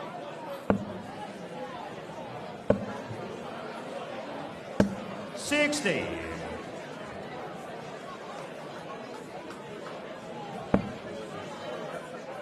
Doesn't break the concentration for long, but just long enough. 100. Get right on your goat as a player. 96. At a time when concentration has to be at a maximum.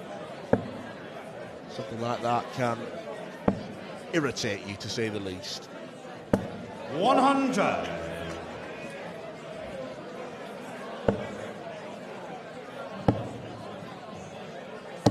$81.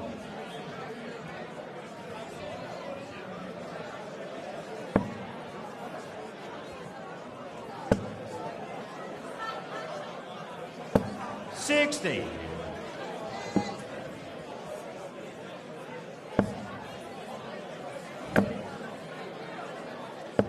$60.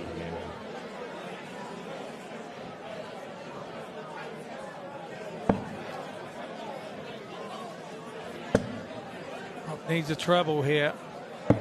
59.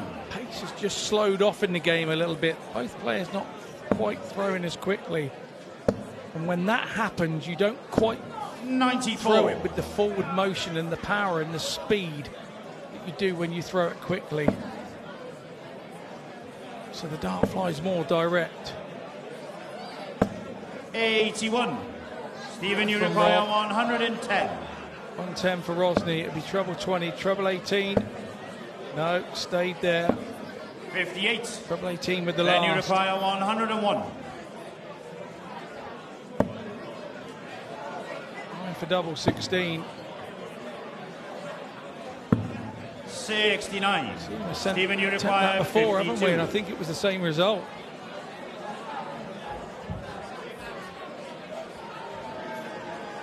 Imperative that Rosney takes this out. 42. He doesn't. It's 2 misses. Ben require Robb 32. lands any double with these 3 darts. Game shot Like on the that third one. leg. He's in a Ben position Robb. where he's throwing for the match. Hope I Fourth likes leg it. is Ben to throw first. Ben Robb Game will on. love it.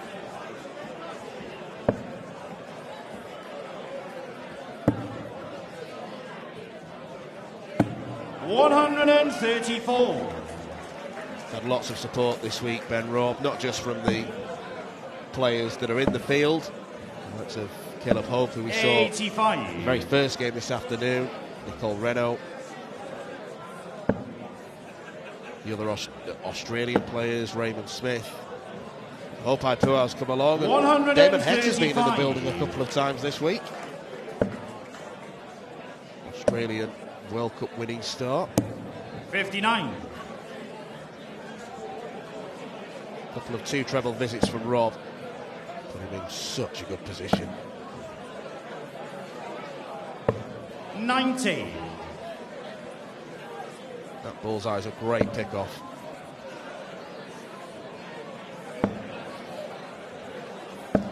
$100. Ben, you require 142.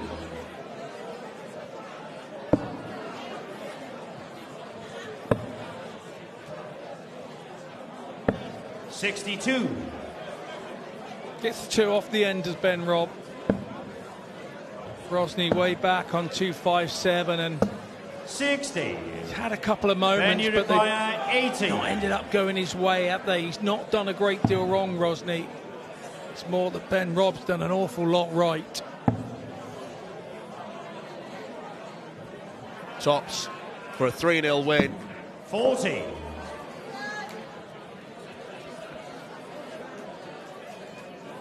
Maybe one last hurrah for Rosney.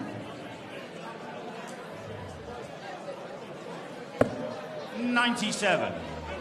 Ben, you require 40. Up steps Robb. Game. And he marches on to the quarter-finals.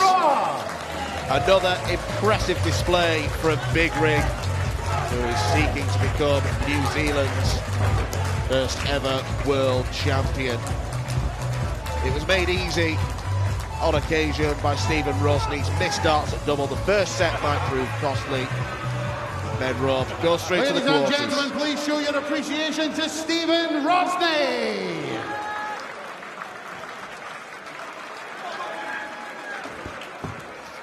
And up to the quarterfinals, Big Rig, Ben Robb.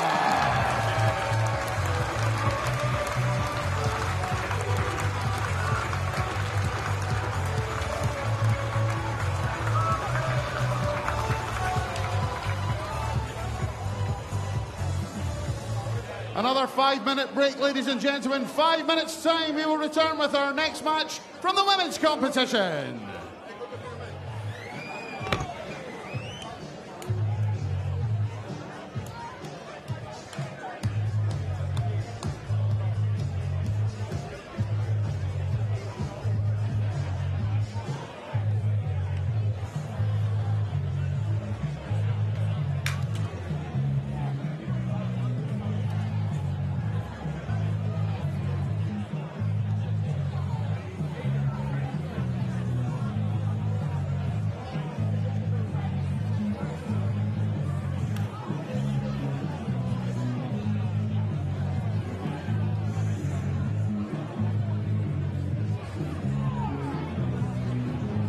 Well, before the tournament started, I don't think too many were speaking about Ben Robb as a potential winner.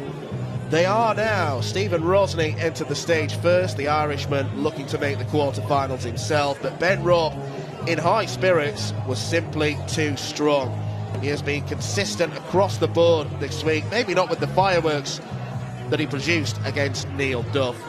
It was a crucial first set where Rosney had darts to win it, he failed, and ultimately it was comfortable for Big Rig from there on in. Stephen Rosney can be pleased with his World Championship campaign, but it was Ben Robb who got the victory, and it's Ben Robb who marches into the last 8 of the competition.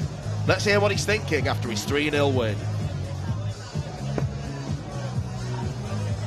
And I think the celebrations at the end there said it all. How are you feeling? You're through to the next round? Yeah, stoked. Their first leg was pressure. The 130, I think like Stephen was in control of the match there, and the 130 kind of brought me back into life, and then we just cracked on and I went my way after that, so I'm stoked, lucky as.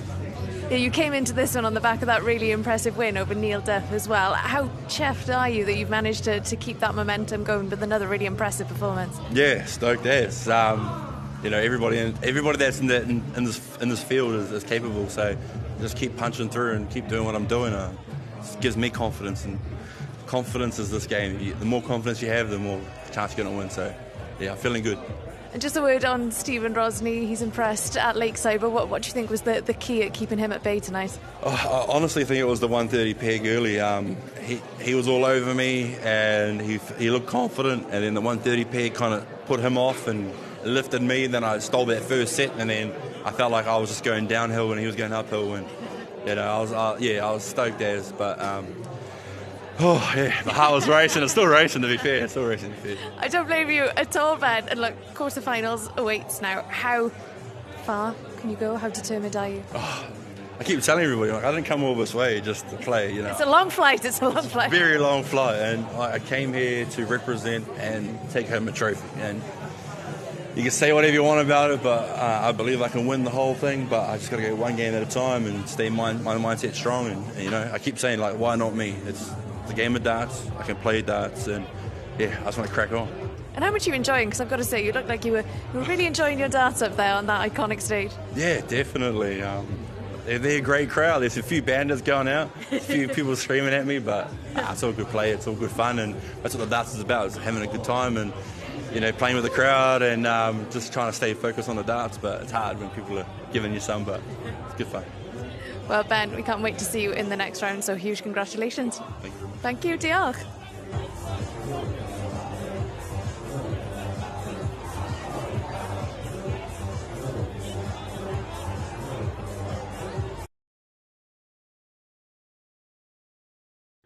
The 47th annual Winmore Fleetwood Memorial Las Vegas Open runs from 16th through 18th of January. Sign up for a chance at Open Women's 2026 WDF World Championship spots. The Romanian Darts Festival is 23rd to 25th of January. Register by Wednesday the 23rd of January to join one of the WDF British darting festivals in historic Bucharest. The Toto Dutch Open Darts is 5th to 8th of February. Registered by 15th of January. With 2026 WDF World Championship places on offer, Mr. World's largest darts party. Don't miss it. The Irish Open, Irish Classic and Killarney Open take place in November 2026. The WDF's second biggest festival offers more chances for 2027 World Championships qualification. For more details on each tournament, visit the link in the description. Special thanks to sponsors and partners Target, Luke 1977, Master Cooler, Domberg, and broadcast partner S4C.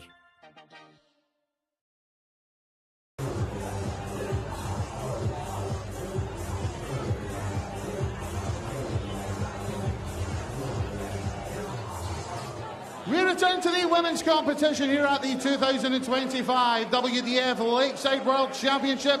And we welcome to the stage the winner of 8 world ranking titles this year, the reigning Danube Masters, Slovak Classic and Danube Classic champion from Czechia, Jitka Cisarova. Memory, your landline is burning holes. Recover the damage, bring it all home.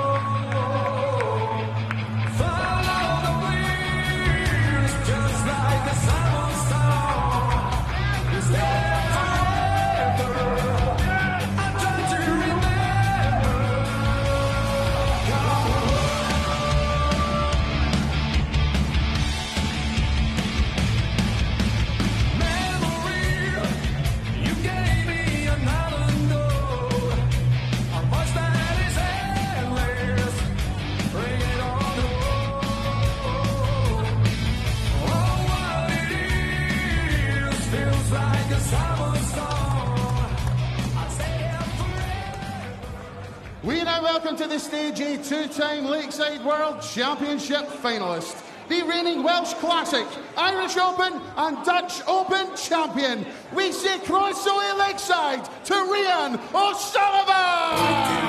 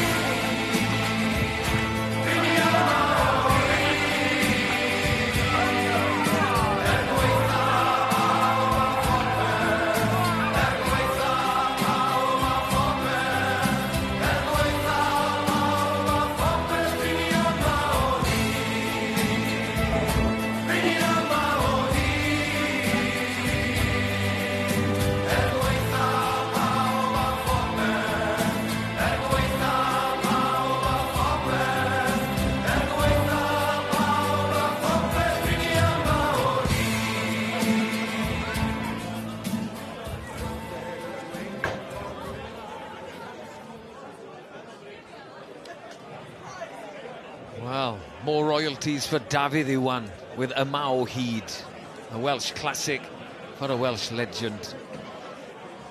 Davidson and Rhian O'Sullivan.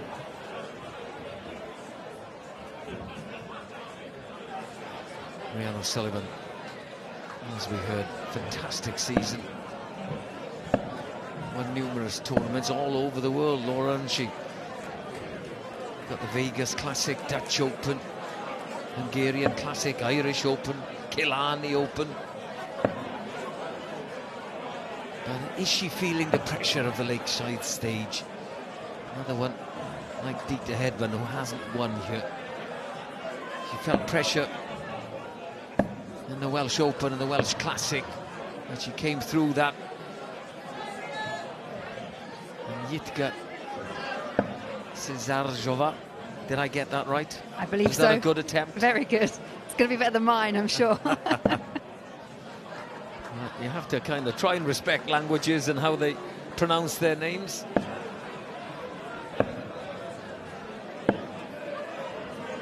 So we'll maybe stick to the first name for a while. Jitka. And Rhian said in the interview that they faced each other before in the semi-final of the Masters 2024. Rhian won that one. What does that mean? Rhian said it doesn't mean anything. That's in the past. Does it mean anything, Laura? No, she's right. It doesn't in the grand scheme of things, apart from the fact that you know you can get past a certain opponent, and she didn't just get past her, she got past her at a canter as well. I don't think you picked up a single leg in that encounter. I'd be surprised to hear the 2024 World Masters, where Rhian made the final, was won by Bo Greaves. The year of Bo. Quelle surprise. Jitka has already played one match in round one. 100. Maud Jansson put away 2-0, average 65.37 there. Rhian O'Sullivan, as the fifth seed, had a bye. When you look over the career of Rhian O'Sullivan, and obviously one of the proudest things is she's received over 100 caps playing for Wales. She's the Welsh captain and led them to glory earlier on in the year and on many other occasions. But you go back to her record here at the Lakeside, and she was a qualifier back in 2010, where she went on to make the final. She then came back by way of making the final in 2011, made another final, and then in 2012 she was knocked out in the first round to Dieter Hedman. Then we didn't see her here for 10 years. I think sometimes that is a pattern that you see with players. Obviously, with family, finances takes them away from the sport, but she came back to the WDF around 2022 and really hasn't looked back since. A 10-year hiatus, but there's still this weight of expectation when Rhian takes to the stage, and I think she probably would look back at last year as a little bit disappointed, because she lost at the stage of the last 16 stage to Marina Rietberg, and I think that was a game that most people saw her coming through.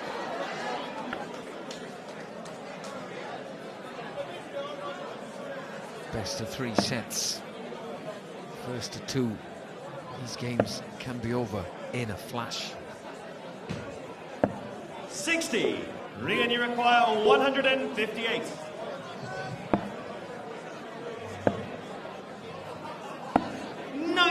Good cover on the 18s by Rhian Sullivan. She's a player that I faced on many an occasion, and she's one of those players, she's very generous with a kind of a praise. If you do find a big score yourself, she is that kind of player that can cheer you on as well. Rhian, you require 64. Is there an element of being a little bit too nice? Oh, it was nice there. On the treble, into tops, takes the first leg of this first set. She's definitely all business, though, no, honestly.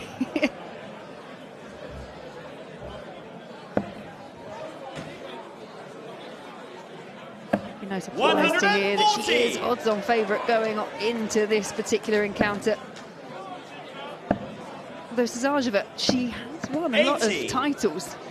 18 WDF titles won, but 8 in 2025. Rhian, in comparisons, won 6, but by way of how the tournaments are ranked, Rhian O'Sullivan's just won tournaments that are kind of worth more points in terms of ranking. 26. A couple of gold events, essentially qualified for this 3 times over. Yeah, talk us through maybe people watching darts for the first time. How are those tournaments ranked? 85. Well, they're done in colours, so platinum, gold, silver and bronze.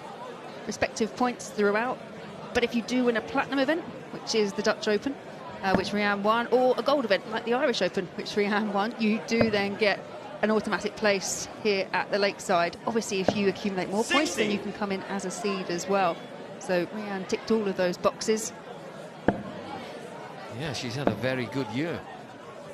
Can she finish 100 it on a massive high? What a Christmas present being crowned world champion at the Lakeside will be. I think all eyes are on the likes of her, maybe Dieter Hedman, players that 40. You have an expectation that they've definitely got the calibre to pick up a title like this, especially with Pogreaves not being present this year. It really does feel a lot more open than it has the last few years. The winner will face in the quarter-final Maria Carli, the Canadian. Another one who had a 10-year absence from the Lakeside has returned with the vengeance. 100.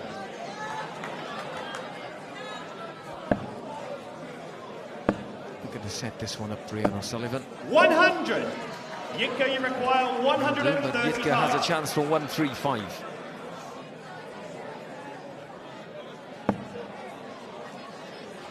Yeah, interesting option there. Most players would be looking at the 25 segment, would leave at least the option of treble 20 ball. 95. This gives you a chance on the second dart, you know, with going the way she did. If you miss the first dart, it's gone. Tops for O'Sullivan. 56. Dropping short this time. Jitka, you require 40. Jitka wants the same target.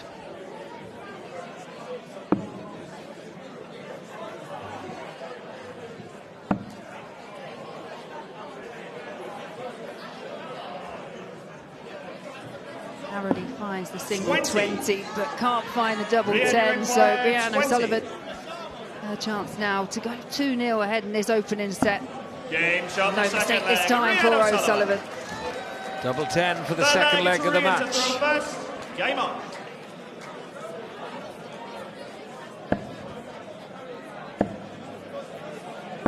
$140. When she finds that treble with the first dart, then the tempo is just... She's deceptively quick because she doesn't rush to the board. She doesn't rush really that first dart. But as you say, when the first one's gone, the next two are in quick succession.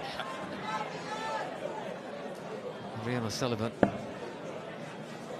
still young as well, still 44. 135. Three trebles. Treble 5 on the last one. Jitka, 50 years old.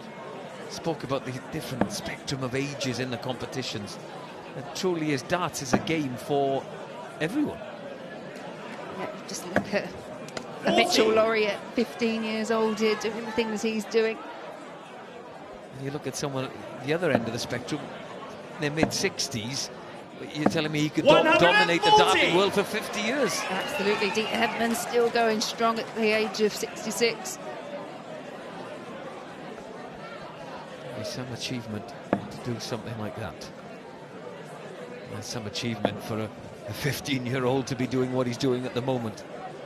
Winning big tournaments. Rhian, you require 86. Back to this one. Rhian Sullivan looking for 86. 74 left.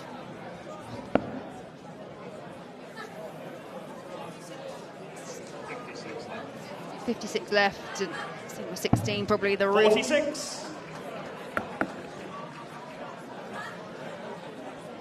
You're allowed to ask for a little bit of help, I guess.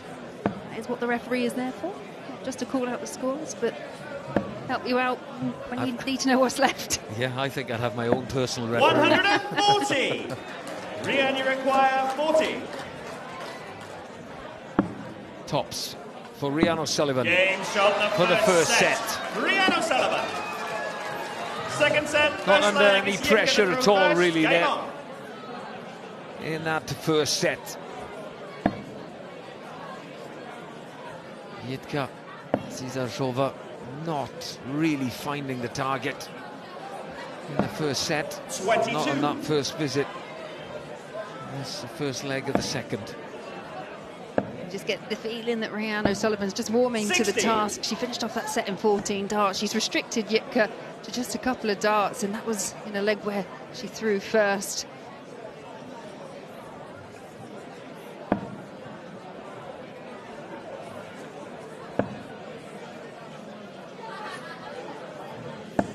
$100.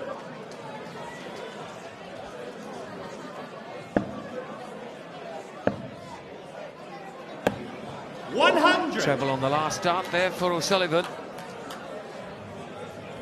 Just get a feeling this could end quickly. Oh, absolutely. Saw in the crowd Eve Watson looking on. She got her win 100 this afternoon against Aileen de Graaf.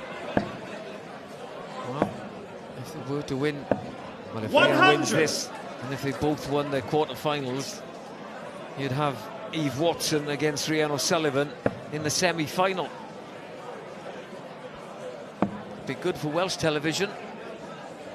Guaranteed a finalist 60. from Wales. And the way they've played, Eve Watson so far, the highest 2 averages in the women's tournament. She had the highest after her first game 80. and then upped it in a 2-0 victory over Aileen de Graaf earlier on. Rhian O'Sullivan keeps playing in this same vein. She's averaging around the 85 mark, so going to smash Eve's top average. There could be a little bit of a competition 59. going on between the two of them. Rhian, you require 161. All competition is healthy, no matter if you're friends and teammates.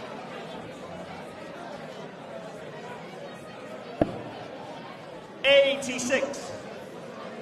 Jitka, you require 160. 160 for Jitka. Needs the trebles.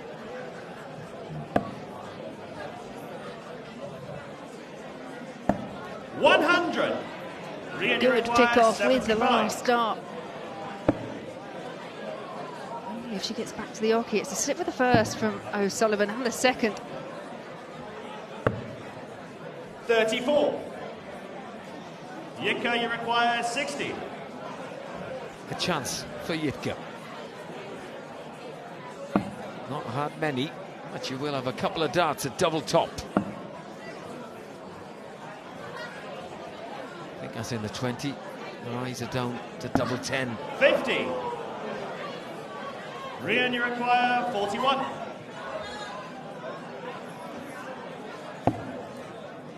Double 16.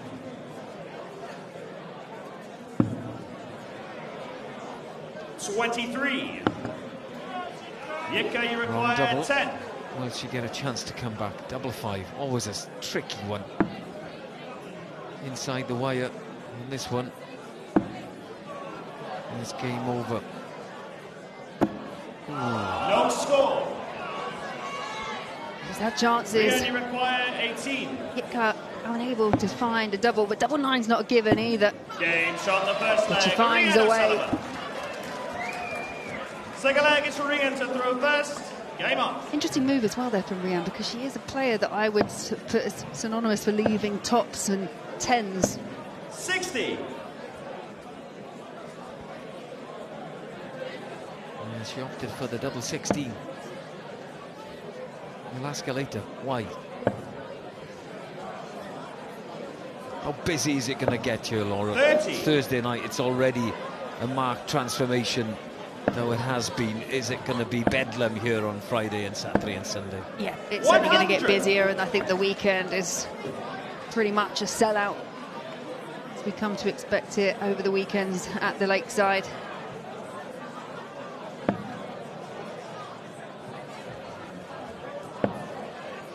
I guess it's a different darts fraternity a little bit, you know, to 60. what goes to the PDC for those big nights out. And if this is a crowd that stays somewhere and stays for the whole weekend.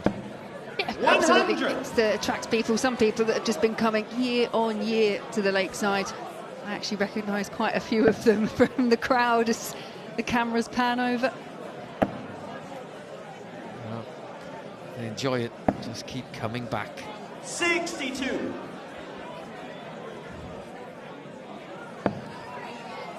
Steady leg for O'Sullivan. 140. Couple of tons and a ton 40 in complete control once again. In this short format, just needs this second set. And O'Sullivan will march 100. on into the quarterfinal. Rhian, you require 101. Potentially just a leg away.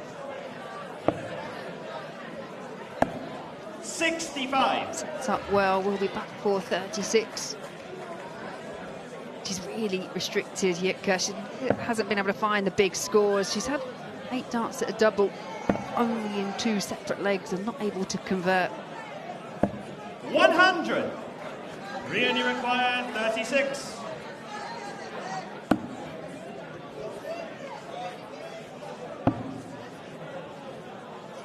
Double 2 after all of that. 34. Finishes in the Yitka, you madhouse. require 149.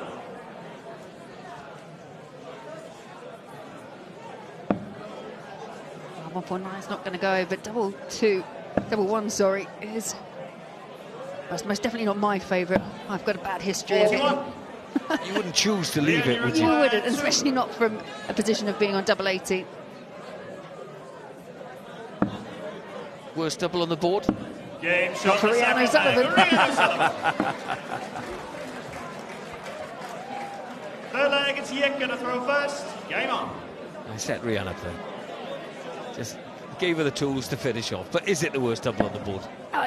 They're all the same size. I think it's just that feeling that if you go inside, you know your throw's over, so you might just be a little bit more 100. tentative. You've got to be confident and attack it.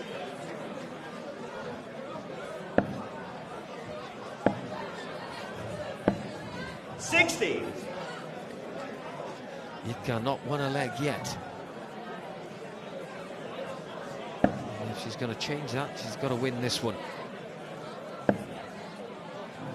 Started it well. Well, kicked off with the top, backs it up with a 1, 2, 3.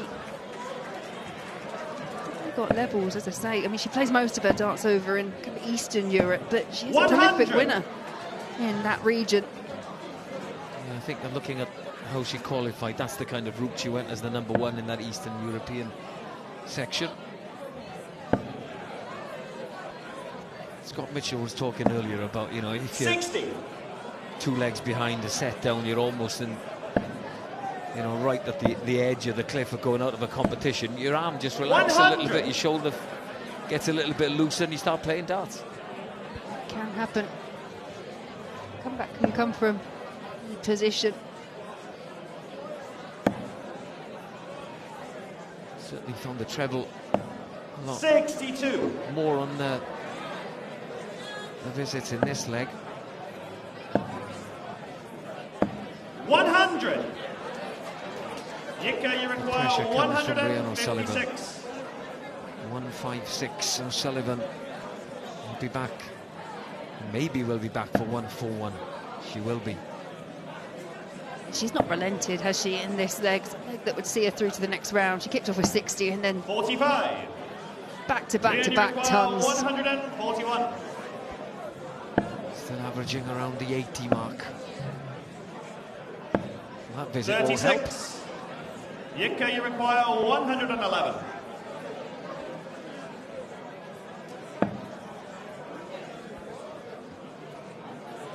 Treble 17 would be the route, but can't find it. O'Sullivan. Potential match-winning dart coming in. 48. Rhian, you require 105. Losing the line. Finding it again. 60. One match dart come and Yitka, gone you at the require bullseye for 63. Rhian O'Sullivan.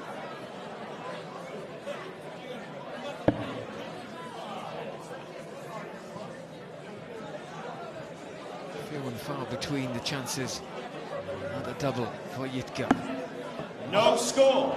She finds the wrong bed. Double 10. Rhian, you require 45. One score back to 63. Leaves O'Sullivan on 45.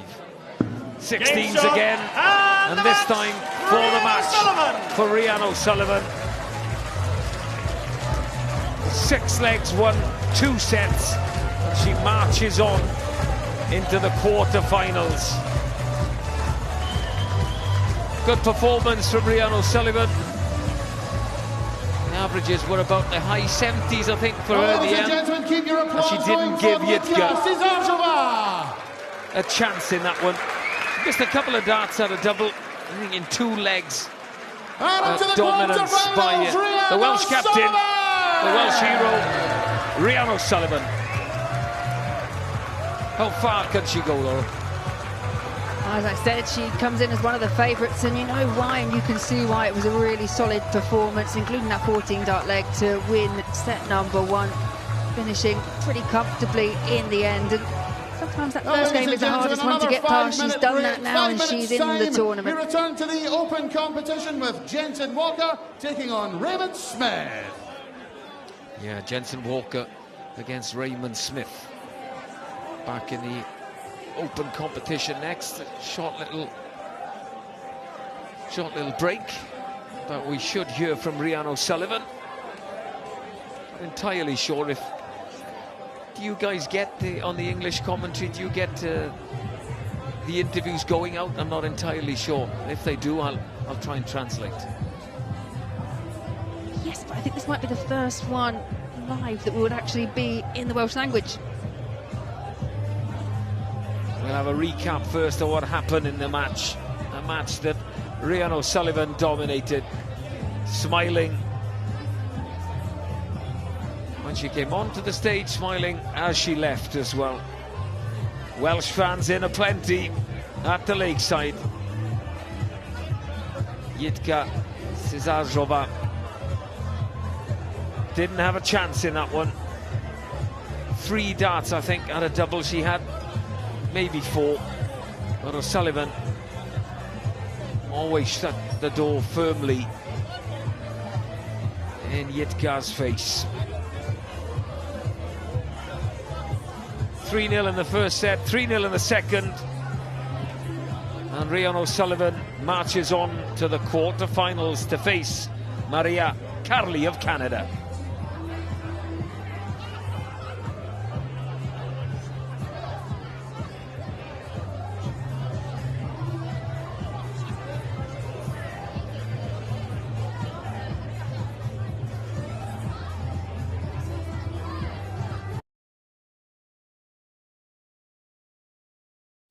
The 47th annual Winmore Fleetwood Memorial Las Vegas Open runs from 16th to 18th of January. Sign up for a chance at Open Women's 2026 WDF World Championship spots. The Romanian Darts Festival is 23rd to 25th of January. Register by Wednesday the 23rd of January to join one of the WDF British darting festivals in historic Bucharest. The Toto Dutch Open Darts is 5th to 8th of February. Registered by 15th of January. With 2026 WDF World Championship places on offer, Mr. World's largest darts party, don't miss it. The Irish Open, Irish Classic and Kantele Open take place in November 2026. The WDF's second biggest festival offers more chances for 2027 World Championships qualification. For more details on each tournament, visit the link in the description. Special thanks to sponsors and partners Target, Luke 1977, Master Cooler, Domberg, and broadcast partner S4C.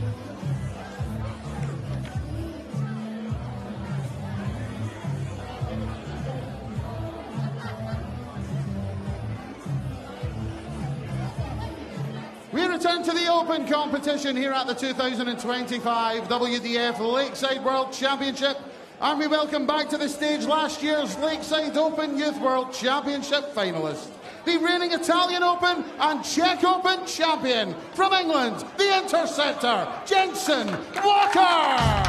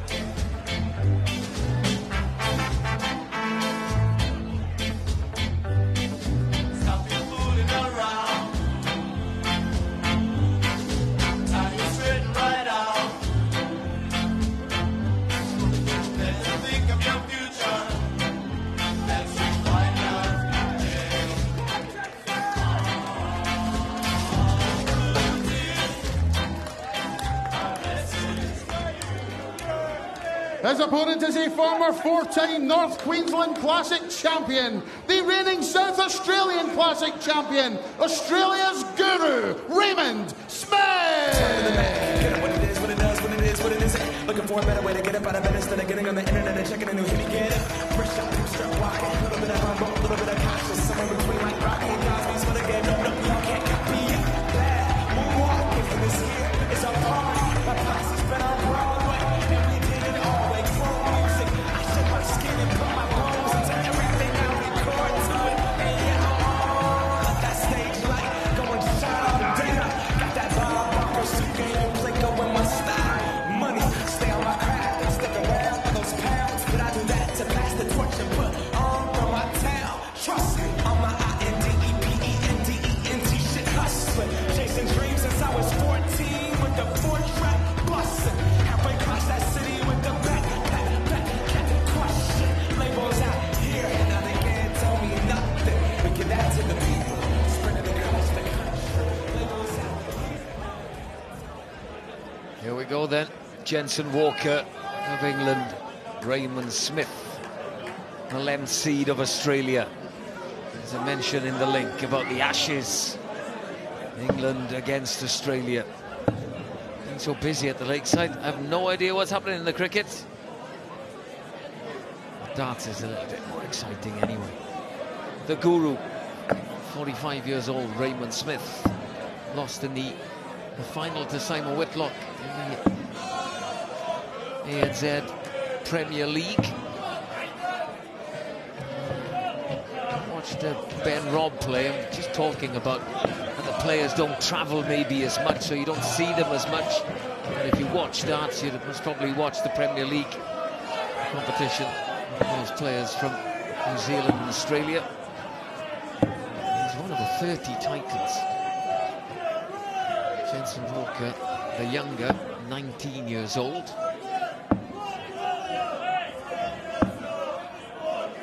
He's played 2 matches. Thank you, ladies and gentlemen. First set, first leg, it's Jansson Brejcha to throw first. 3-0. Game on. Yesterday he beat another seed, 6th seed, David Fatum. 60. Phoenix, Arizona, 3-1.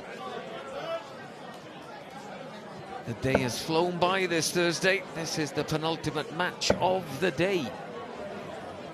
Laura Turner still alongside me. How many matches have you done today, Laura? Let's count. This must be number 6, I think. 6 of 12.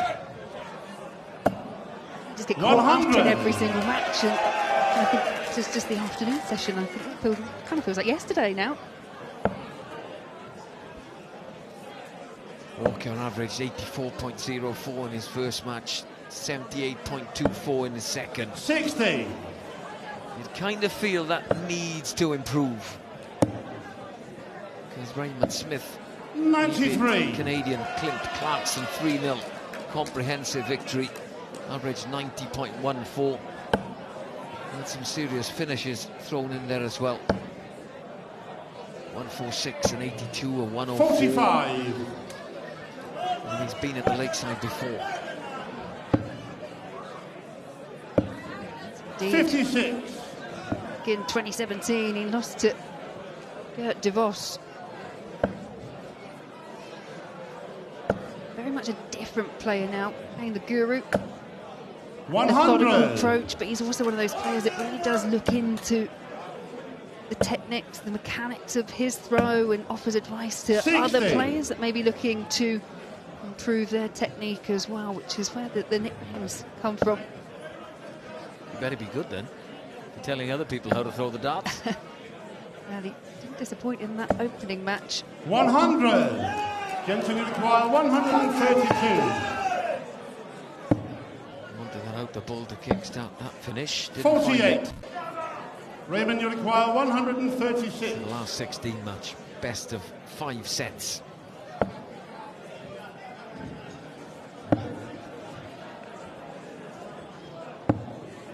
$58.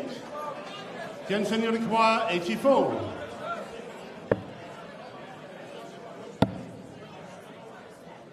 Double 11 needed. 62. First double Raymond, you require 78. By Jansson Walker.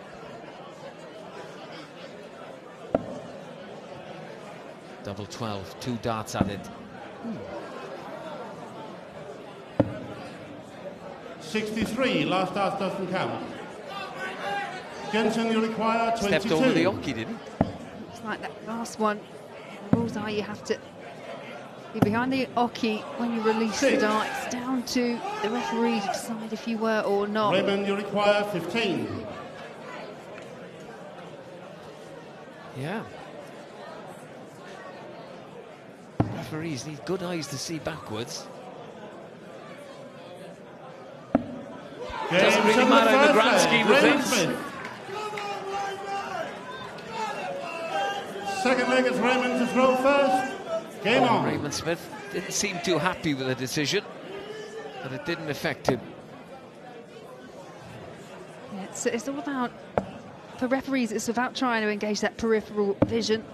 57. You do have to watch, not just, I don't know if you notice, when you look at the overhead shot, there's actually, it's the hockey which is raised, but there's actually 41. a black tape of line, black line that extends past that for players when they're trying to find that angle to make sure they don't actually infringe and step over the length of the hockey.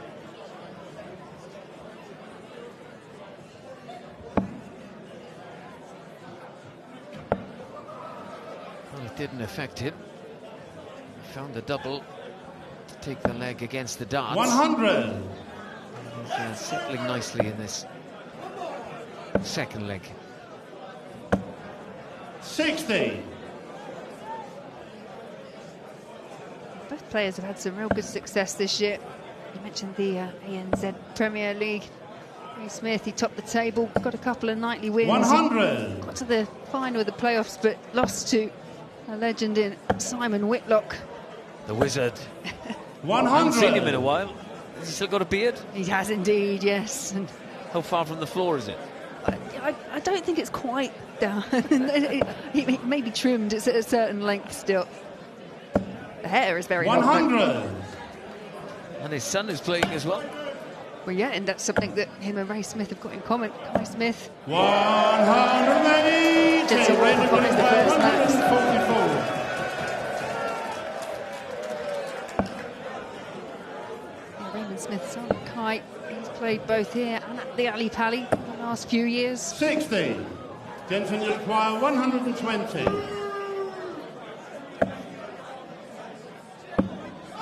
Jansson, the second leg. Jansson Walker. Takes the 120 out. Third leg is Jansson to throw first. Breaks Game straight on. back against length seed Raymond Smith. 177. He's on a 9-darter. You mentioned it too soon. He can't hear me, it's all right, I won't affect him. Can't be commentator's curse. I'm at least 40. 4 walls and about 30 feet away. 134.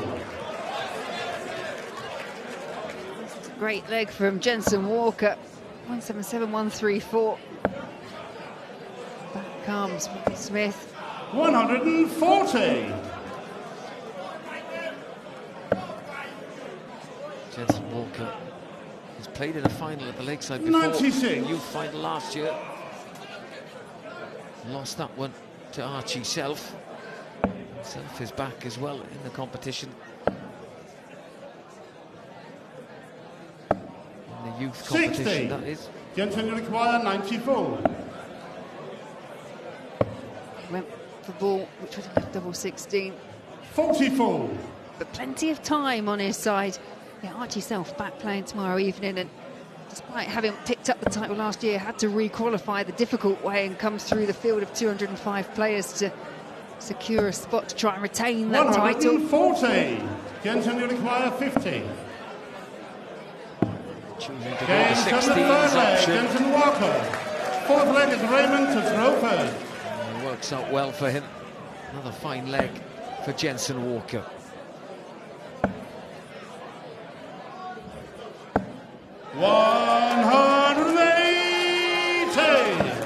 First 180 for the Guru. Oh, 135.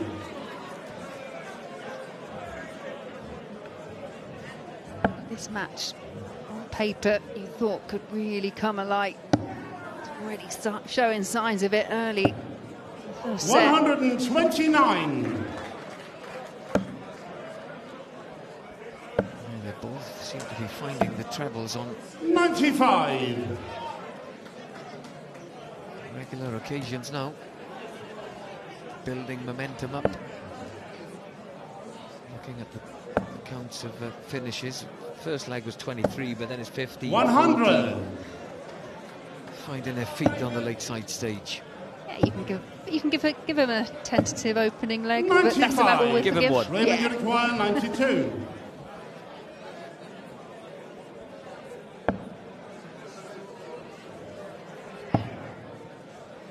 Stay there to leave 52. tops when he returns. Yeah, Walker not on a finish. He'll try and make a big dent in it, which he does. 140. Raymond, you require 40. Pressure on the throw now for Raymond Smith. Short with the first. Wide with the second and the third. 20. That's what pressure can do. Jansson, you require That 140 36. from Jansson Walker has given him this chance to take the set. Games on the first set. Yeah, take the set he does. Second set, first leg is Raymond to throw first. Raymond Smith, like he was bruising to level that first set up at 2 apiece, but Jansson Walker, the setup play was brilliant. The execution for the finish was just as good. He had different ideas to Jansson Walker. I think Jansson might be able to navigate this game because he got a little bit embroiled in his match against the number 6 seed. Yeah, he did. Yeah. Got distracted by Fatum's sort of psychedelic shirt. I just think this is just a very much more business-like type game. This will be done in. Is it the case that his opponent suits him better as well? Yeah, they're just both players. They're the type to just get up there and get on with it. Yeah.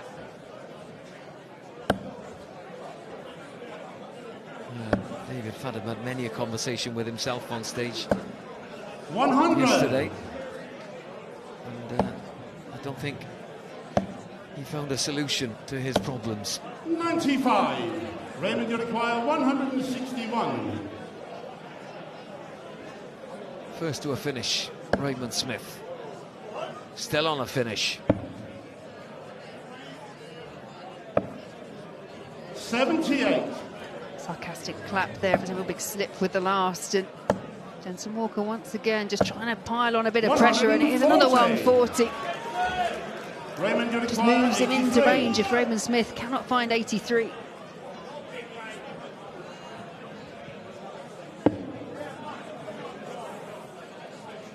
Great first start, wide with the second. And the 51. third again. Jansson, you require 108. Doubles for Doe.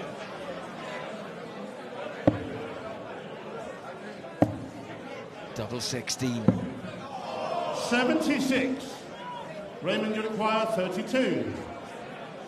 This is at the outer ring for both in set 2. Game's on the Raymond first Smith got to leg. stop Raymond his Smith. opening leg. Second leg, it's Jansson to throw first. Game on. Jansson Walker comes into this tournament as an informed player. As you can see, it's like on cue. Yeah, just the back end of the season, picked up wins, 2 wins in November in Malta in the Czech Republic, and in September won the Italian Open. And he's 19 years 140. old. Another young talent. Who's averaging 93.07 50. against Smith's 85.75. Both players also had big wins down in Portsmouth, the Moda Super Series this year. Earlier on, it was Jansson Walker that won a series, and Series 2 was won by 100. Raymond Smith as well. So there's a lot of, like I say, they're just finding their form at the right time. 133. Lots of different darts competitions you can get involved in these days, isn't there? You know, it's not just one organisation looking after everything. And I think what's really good about it, there's this kind of connectivity between a lot of them now, where there is the next step and the next stage that you can go to. You can go to local competitions to qualify for national and regional competitions, and the same with WDF. 86. Raymond, you require That's how it 170. kind of should work. Maybe the darts organisations should talk to Welsh Rugby. Plenty of trouble there. 105. Jansson, you require 52. 16s. 20. Couldn't Raymond, find it you this time. require 65. 65. Which route? Tops it is. Down for double 10. 45. Pop finishes, Jansson, you they're require just 32. proving troublesome for both of them. Games in the Three second darts in leg. hand, It's Walker. not a problem. Third leg, it's Raymond to throw first. And Robb, the Kiwi from New Zealand, showed everyone how to finish. In the 50s percent, I 60. think he was somewhere 51, 52. I saw him up at 53 once. One of every 100. 2 attempts at a double. That's impressive. That's the kind of stats that win you tournaments like that. It was great to hear from him afterwards as well. Really confident. Not Yeah, he looks a real character as well. Yes, yeah. Well, nickname Big Rig. Probably wouldn't want to argue with him. Absolutely not. 140. Here's Ben Roberts waiting in the wings for whoever gets through this match. Doesn't get any easier, does it? Doesn't. 60. That's how you want the competition to be. Lakeside World Championship. Will we see England take on New Zealand, or will it be Australia against New Zealand? Will they play for a little mini 60. Bledisloe Cup?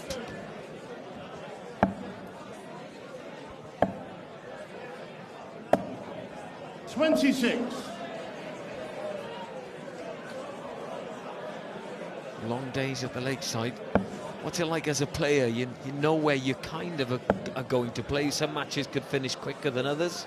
They're long days for players as well. Well, they can be, especially if you're towards the latter end of an evening session. You still want to get there, especially players are allowed to practice up on the dartboard, but they have to be here maybe an hour and a half before the session starts in order to do it. So if you're the last game on at night, and the thing with set play is you might think one player's like a leg away from winning 3 sets to 0. You might think you're just about to go on, and then an hour later and another couple of sets and you're just about to toe the oche. So it can be difficult to negotiate. Raymond, you require 46. Yeah, that's quite interesting. I'll ask you after this leg about that prep and what that looks like. 30. Miss doubles. Jansson, you require 158. Raymond Smith. Way back as the Jansson Walker. 134. Significant hole in that time. In that total. Games on the third leg. All for Raymond nothing, Smith. because Raymond Smith finds a double. Jansson to throw first. Game on. You're mentioning there you think you're going to go on. So when do you start practicing? 139. You know, when do you get your arm, when do you get your eye really in, or can you flick a switch and you're on? I think it's about just making sure you're happy, you're confident, the darts are flowing well. I know certain players that would actually say, you know, do an hour or so and that's about it. Some half an hour, some will be on the practice board the whole time. It just depends what suits you as a player. And it's something I think you would learn more and more as you play at these levels. You have to remember, like, a player like Jansson Walker, despite his CV in the darting world, he's here on debut. Practice boards and behind the stage show. See the players who are just about to come on practicing as Raymond Smith hits his second 1080. 98. Important last treble from Jansson Walker. Gives him a chance at 167.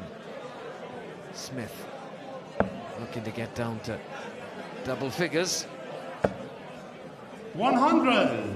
Jansson, you require 167. Waste no time with the first messy visit. 76. Raymond, you require 81. 81 for the set. 12. Well, it's double 13, treble 12 found. Right second set. bang in the middle of double 13. Takes the set. Oh, Third set, first leg, it's Jansson to throw first. Game on. I think our scoreboard is wrong there. I am think right, you're aren't right. I? Yeah, I've just had Yeah. a look. We do have a backup scoreboard in here. Yeah, don't worry. I was with just you. about to say, just takes the set and then it's 2-all. But I was right. He did take it 3-1. He did indeed. So we are one set apiece. 100. It's been a long day and I thought, I'm hallucinating. No, I'm doing the same. 59. There we go. Aha! Jansson Walker, Raymond Smith, set apiece.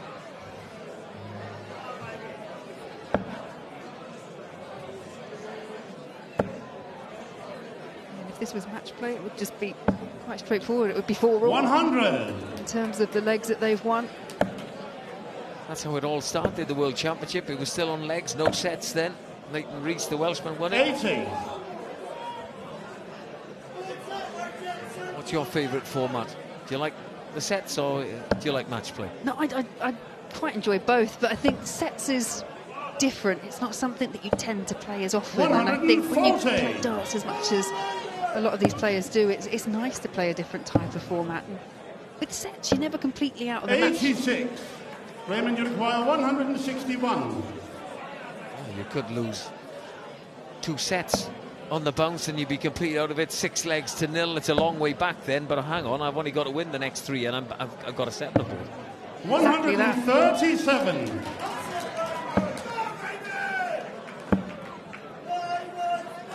Raymond down 100. double 12. Raymond, you require 24.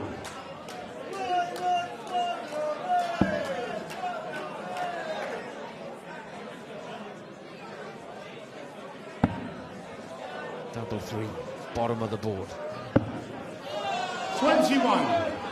Jansson Jansson, you Walker require 80. gets a chance at 80 then. Tops for a holder throw. 40. Raymond, you Goes require high, 3. but Raymond Smith's made this difficult for himself.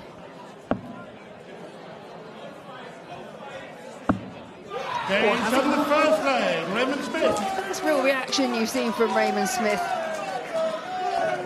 Second leg, it's Raymond to throw first. Game on. You often see it after they win a set, but when it comes down to bigger reactions on a leg, you can see they're really thinking about that finishing line.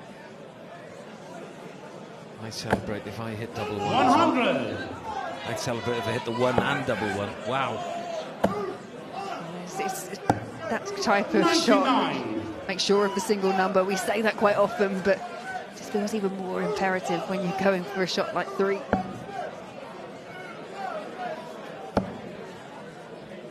Said he teaches others and gives other 100. players advice.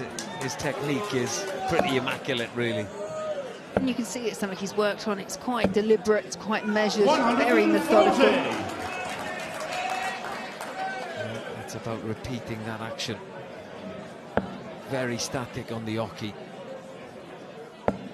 Good release. Just look at where the arm is positioned right at the end, the finger pointing towards 60. the board.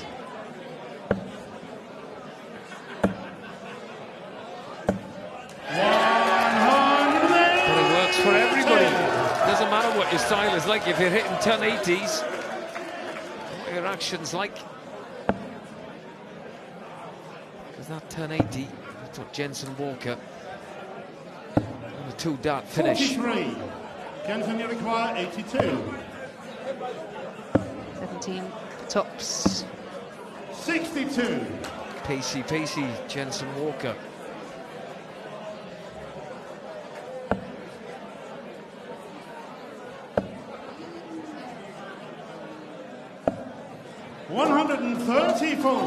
Pressure on Jansson, double you 10. require 20.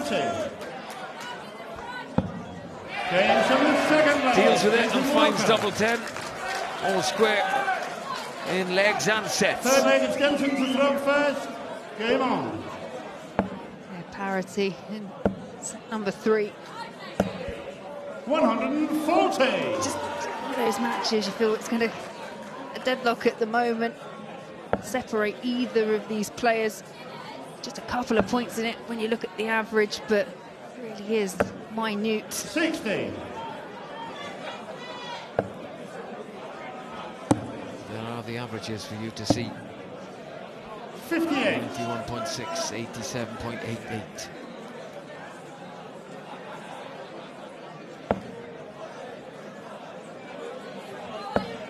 I would expect Jansson Walker to start on the 19s next. 100.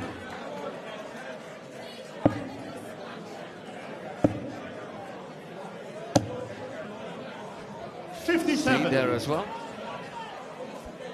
Not just thinking about this visit, but thinking about the next. Yeah, and that's what players do. We spoke about it yesterday, and a lot of players now, they're thinking about what they can leave after throwing that first dart, wherever that lands. They've got a plan. 60. The execution doesn't always go to plan, but they know what they want to do. 133. Well, Jansson Walker's brain must be working very, very fast, because he lets them rip.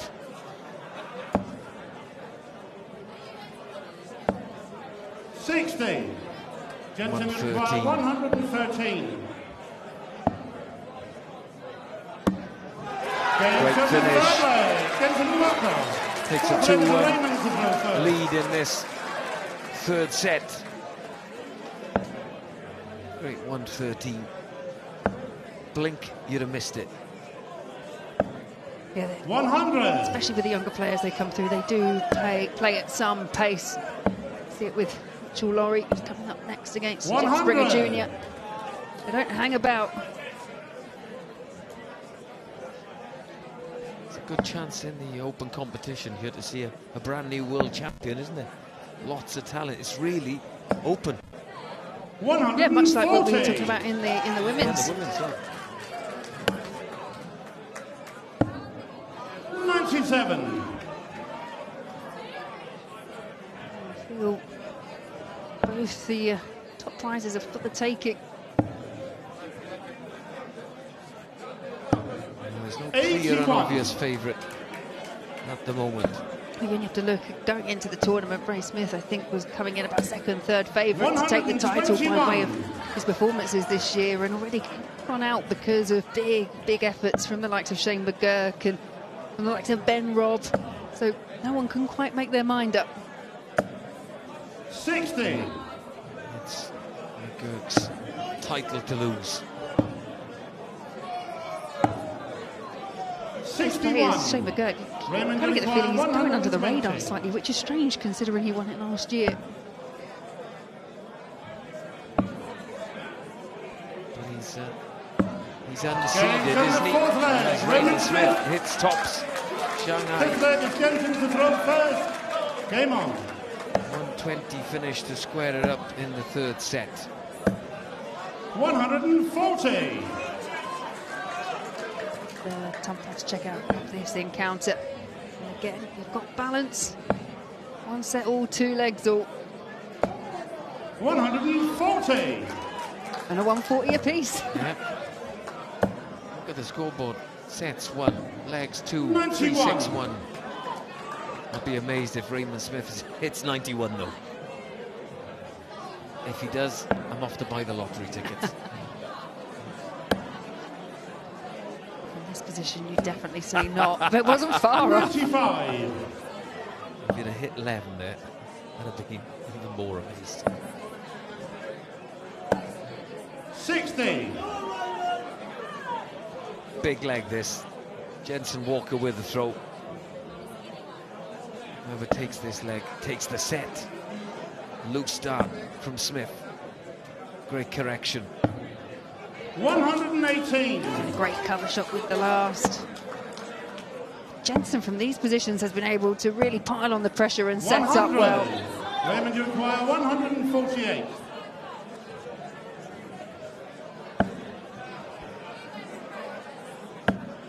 Oh! 61. Jansson, you require It happens, you don't see that often. You don't. The Robin Hood afforded this chance, and it's double 16. 94. You see Raymond, you require some repairs 87. on Raymond Smith's starts potentially. All done and dusted. Back for a shot at 87. Bullseye. 45. Left of the mark. Not that noise of the bullseye. Unique noise. Jansson, you require 16. This could be massive for Jensen Walker. It's a set that he threw first in. A set that he's got. Jensen Walker does go 2 sets to 1 up in a match that is really hard to split. Game on. Yeah. Walker leads 2 sets to 1. No confusion this time. 60. We're back on throw. Jensen Walker wants to do something about that, and he starts with a 180. 180, number 6 in this match. 100. So it's the moment that Jensen Walker is able to make his move, because 60. he's find a way of breaking Raymond Smith. in this fourth set, then you would definitely say it's advantage Walker.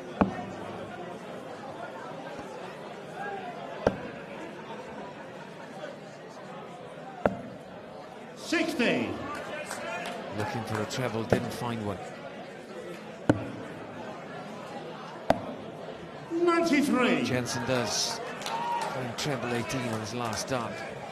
And for 9, he's down to 168.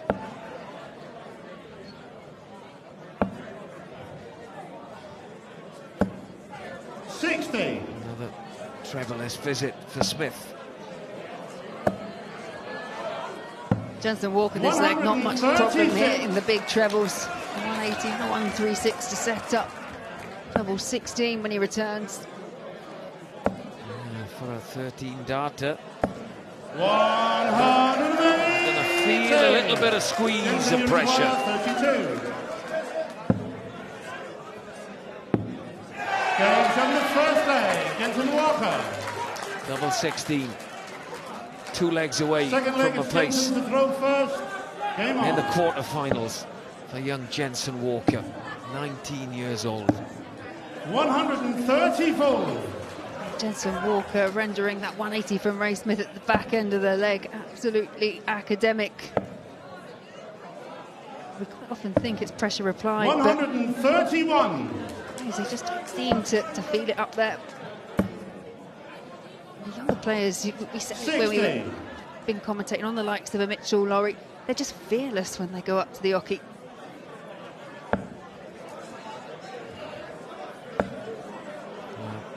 He starts so young, competing at a very, very high level.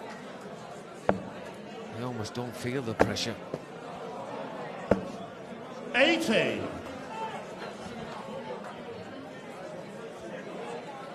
Jansson Walker has to be a bit careful here because he's done the hard work, he's found the break, but it's only worth something if you can hold in the next leg. 140.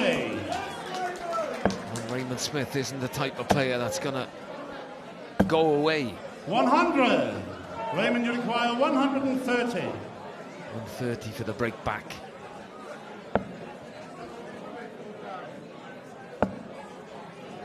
Bullseye. Gains on the second leg. That's the noise that he wanted to hear. Centre of the board. 130 to throw first. Game on. for Raymond Smith. Gets him all level in this crucial fourth set. That is some response to being broken in a set that you cannot afford to 41. lose, because 12 dart, 130 finish. What I admire about Raymond Smith is sometimes when you play a faster player, you can get quite wrapped up in the pace, but he's just maintained that methodical approach, and probably akin to why he is nicknamed the Guru. Everything quite calm and zen up there. Zen. Is that a darting term? Not normally. Don't associate zen with darts. 85. I have to remember that. I might go have a quick chat with the Guru later. 59.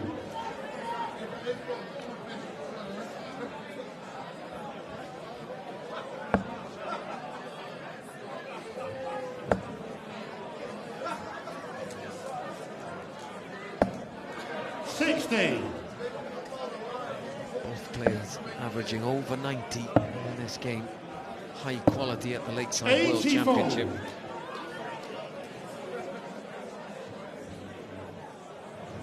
As we start getting to the back end of the week and into the business of the weekend, you come to expect players just have that extra sense of urgency 100. as that title gets closer and closer.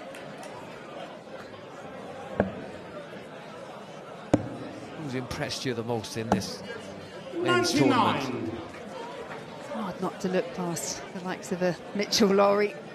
No, there've been some really standout performances. The ones that have gone under the radar, maybe a Ben Robb as well. He's produced some mammoth averages and 99. just gone about his business in a really professional manner.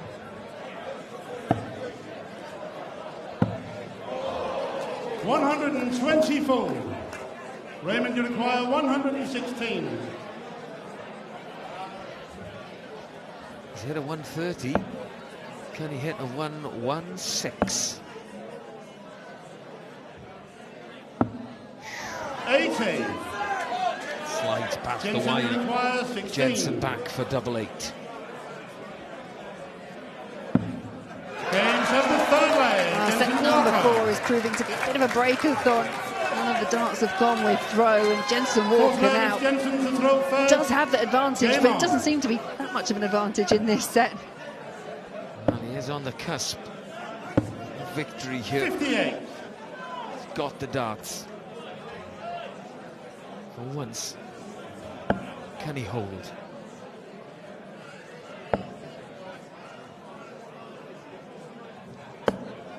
Another bounce 40. out.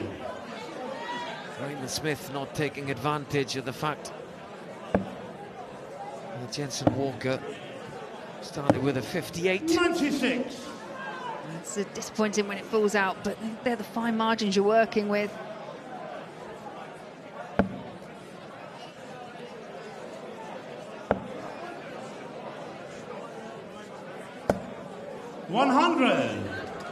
Important last treble there. 120. He stayed up. I thought he was going to switch, but he didn't. Sometimes when you're trying to spot a player that plays at that kind of speed, they might look down and up in a rapid second.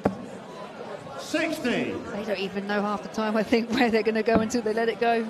Well, I've seen a couple of the young players practice with no-look darts. 91. Wow. They can do anything.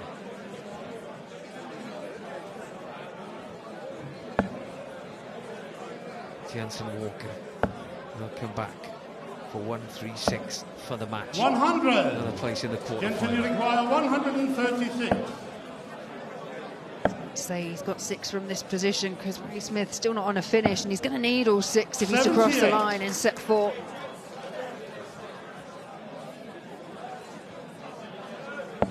How much pressure can the Guru build? Can he find some extra zen? 140. Jansson require 58. This is it then. Tops for the match. Composes himself. Middle of the bed for Jansson Walker. People talked about the favourites for the competition. Many mentioned Raymond Smith. Well, he is gone thanks to a great performance from Jansson Walker. Averaged the low 90s in that one, and he progresses to face Ben Robb. It'll be England against New Zealand in that quarter-final.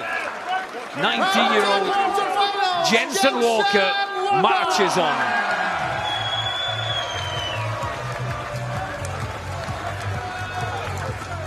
He looked good in that one, Laura. Looked really good. Like you said, against David Fatum, he looked a bit flustered. His opponent was not getting under his skin, but just put him out of his stride a little bit, didn't it? Tonight he looked really in the groove there. Yeah, he looked really good. Both players did. There was very little to separate them at the midway point, and it was just a couple of breaks of throw for Jansson Walker at the right time, and just caught Raymond Smith on the back foot. Slightly higher average, but overall great performance from both. But it's Jansson Walker who carries on. He does. The darting ashes go the way of England and Jansson Walker. The Guru couldn't find what was needed.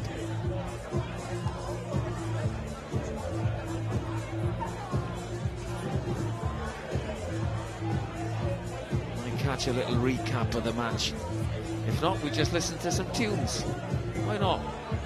Now at the Lakeside.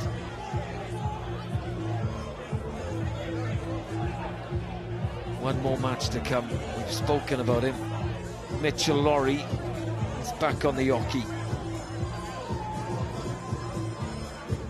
Taking on Springer Jr., who had a free pass into this round by way of Andy Davidson. Well, that was the last dart. A short roundup indeed, but you saw the crucial dart.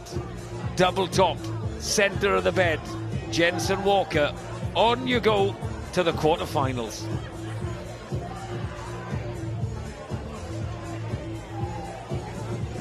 Well, Jansson, huge congratulations. You're through to the next round. How do you feel after that game and after that performance? Yeah, thank you very much. It was definitely an improvement on my last games. You know, I knew I needed to up things if it was going to beat Raymond. I don't know how good the performance was, but I felt good personally. And luckily the timing was unbelievable, so really pleased with that. Yeah, coming up against someone with as much experience as Raymond has, you know, what did you need to change? In what sort of elements of the game did you need to up your game? It was all timing, really. It was all timing. Timing problems. And bringing it more consistently, really. Luckily I managed to bring both. It was an exhausting game, really exhausting game, because he made me work for everything I got. I had to work for. I had to finish in 15 or 16, or, you know, it was 5 or 6 visits. You know, it was tough. He made me work for it. But luckily I managed to get over the line and so over the moon to call myself a winner in that one. Like so many of the youngsters competing, it's hard to remember that you're only 19 at the moment, Jansson. You know, but you look so composed up there as well on such an iconic stage here at Lakeside. Do you feel composed? Are there any nerves at all? Not really, no, not really. I think the last 2 games it weren't really such nerves. My performance level wasn't quite where I've been all year. Just one of them games where, you know, you prepare well and everything goes well on the practice board, and it just doesn't quite happen when you get to the stage. But I've been managing to get over the line, which is all I care about. There, it was much better. It was a better performance, so I'm more pleased with that. Yeah. The darts are coming thick and fast now, Jansson. So, you know, what's the next step? What's the priority for you in terms of going into the next round? Chill out tonight, prepare. Big match tomorrow. Ben Robb, I think. Prepare well and try and come out all guns blazing for that game. Jansson, look, huge congratulations, and we will see you in the next round. Well done. Thank you ever so much. Diolch, thank you.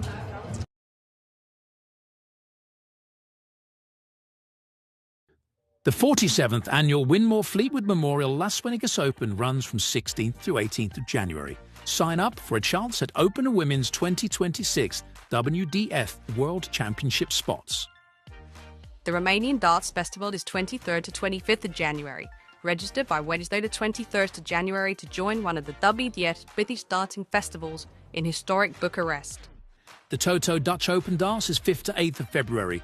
Registered by 15th of January. With 2026 WDF World Championship places on offer, Mr. World's largest darts party. Don't miss it. The Irish Open, Irish Classic and Kantele Open take place in November 2026.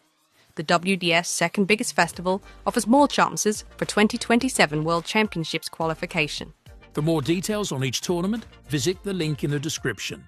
Special thanks to sponsors and partners Target, Luke 1977, Master Cooler, Domberg, and broadcast partner S4C.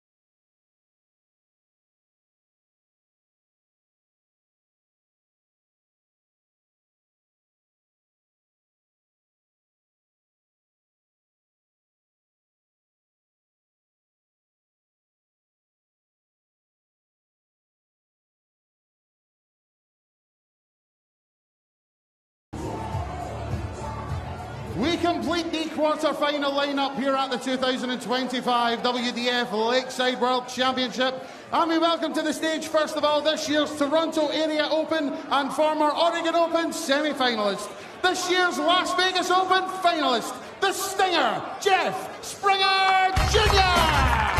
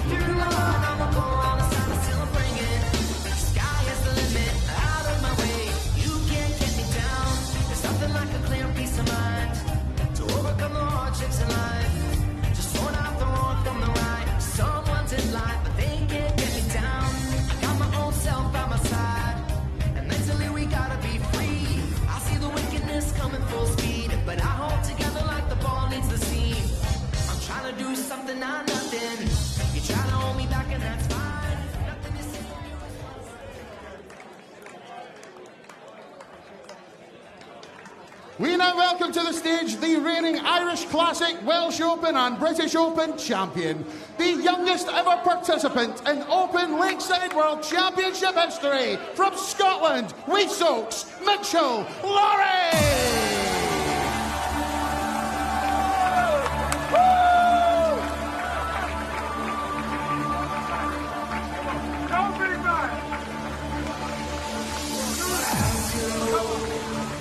Somewhere I know where I go.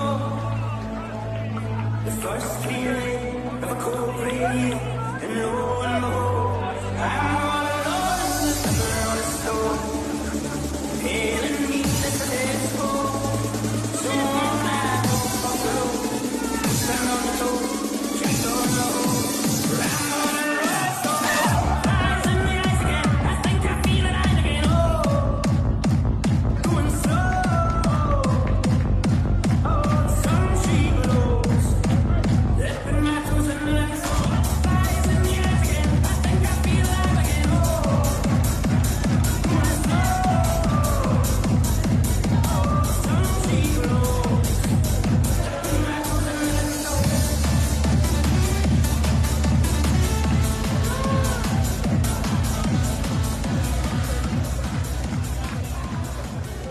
He's back, the man of the moment, Mitchell Lawrie, after comfortably sailing past Adam Schie in the Open Youth World Championship earlier this afternoon. He's back to the senior stuff, taking on Jeff Springer Jr. Wheatsocks with the huge talent, the huge ceiling. Because we've seen him play today, we're almost running out of words to describe how talented this lad is. Maybe didn't need to be at full throttle against Schie earlier this afternoon, but he did enough, and it was still impressive enough. He's played 3 times on this stage since Jeff Springer last set foot on it on Sunday. He secured a 3-1 win against Bradley Kirk.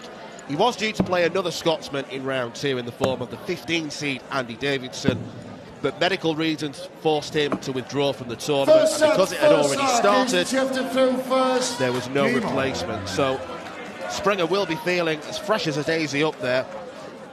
But against Mitchell Lawrie, for how long, Scott Mitchell? 99. I think your only hope here is that 15-year-old Mitchell Lawrie gets tired from, he's put in a good couple of hours practice before his first game today. And now he would have gone away, tried to sort of come down off the high of winning, and then have to come back and build himself up again to get himself in a position to win this game. But when you're 15, you want to throw all day, don't you? I mean, he does. Even heading into the early hours of the morning, he's still in the practice room at the hotel. having a few casual throws, playing practice games. He's just got this insatiable appetite for darts. You have to admire the way that he carries himself and handles himself. Obviously, there's going to be a lot of press attention on him over the next week. He seems a very, very calm presence off the hockey. There's still some fire on the hockey when it comes to the darts, and it could be a very interesting game against Jeff Springer, the Stinger. It's an early break opportunity for Mitchell Lawrie. And that opportunity will come on double 5. Springer watches on. And he watches Lawrie take the leg. A break very early on.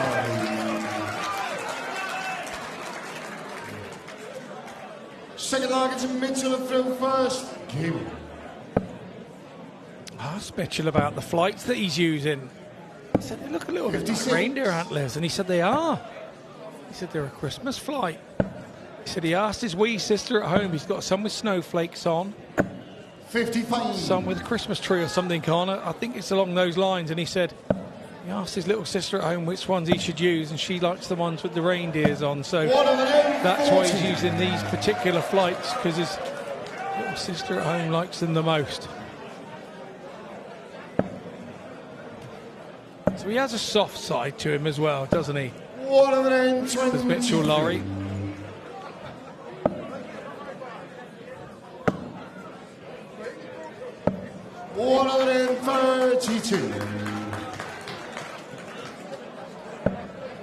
Shouldn't overly discount Jeff Springer. He's had some impressive results this year. Very nearly secured his spot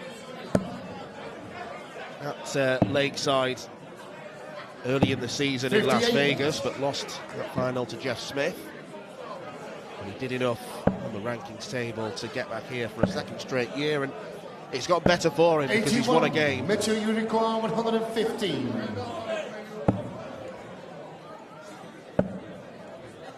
Double 18 incoming then for a 115.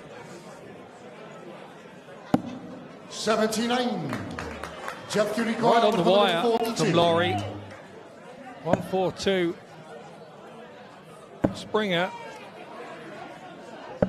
80. Mitchell, you require 36.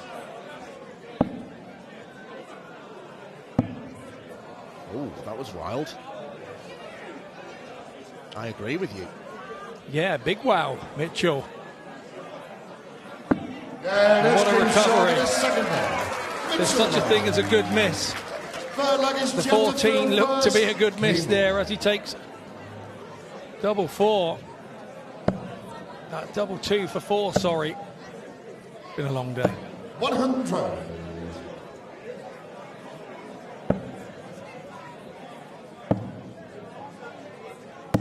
$58. Francois Schie in the way of the winner of this. He defeated Matt Clark earlier this afternoon. 59. Tomorrow onwards, it's an extended format round by round. First of 4 sets tomorrow, and there will be breaks between.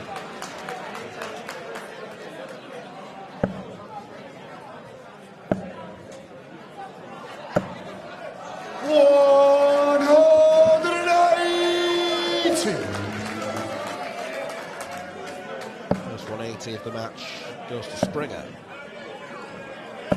100. Both players, as you can see from the walk-on, have got tons of support with them. Mitchell's got plenty of family with him, and his sometime pairs partner Neil Duff's in the building, giving him encouragement as he walked on the stage. Jeff, you require 68. 68 for Jeff.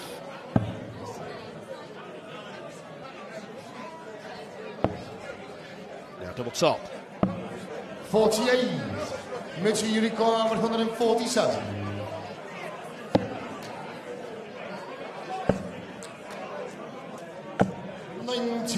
Started well, didn't quite finish that off, so Springer returns for a vital double 10.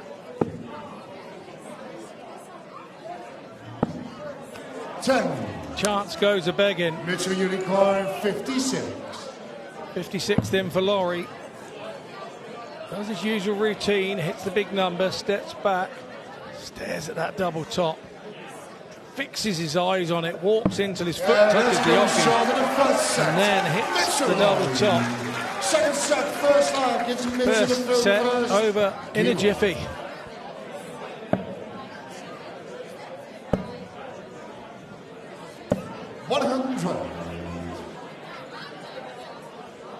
I mean, Jeff didn't play too bad. He missed a few doubles, got the 180, but that was over in mid. 60.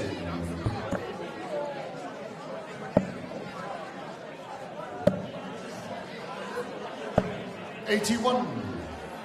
I wonder if when he was younger, Mitchell Lawrie, whether he threw quicker. And he's kind of slowed his pace down. When I say he was younger, well, he's 15 now, but yeah.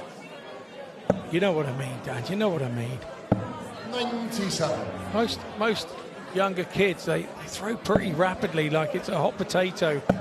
And they can't wait to get rid of it out of their hands. It's burning a hole in their hand. And Mitchell Lawrie is far more composed than that.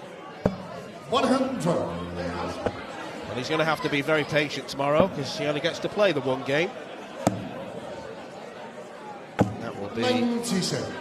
The third one tomorrow evening against Francois Rhian, providing he does enough to beat Jeff Springer Jr. 26. Mitchell Unicorn, 164. It's the traditional route. He'll stay there 92. On the 18s. It's at 92. 92 he will return. Jeff needs something here, a double treble visit really. 94. Picks up one, 72. So leaves himself a shot. Will he return? Another 16 for double top. The step back comes in. Fixation of the eyes on the double top. Walks in, doesn't even look at his feet where he's throwing. In goes the tops again. Mitchell Lawrie, second luggage, Jeff to throw first. Keep.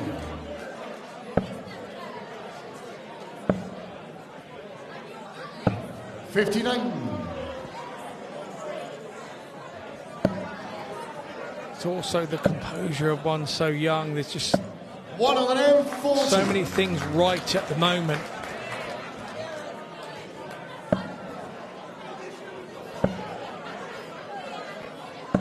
$43.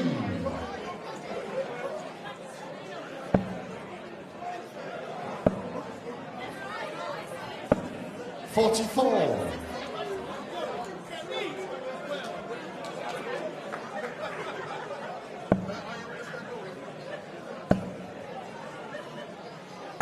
$60.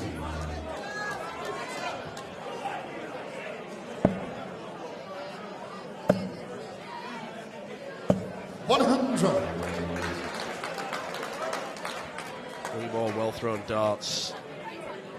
There was an argument in Jeff's last visit to go to the 19s because whatever you do with 339, you can't leave a finish. 134. A lot of the younger players these days, they're planning their shots from the first, second visit in the leg. No longer can you really get away with just throwing at treble 20 and hoping you land on something favourable. Got to have a plan in mind. 81. Mitchell Unicorn, 124. Starts as far out as 350. Obviously 180 from 350 can leave you 170.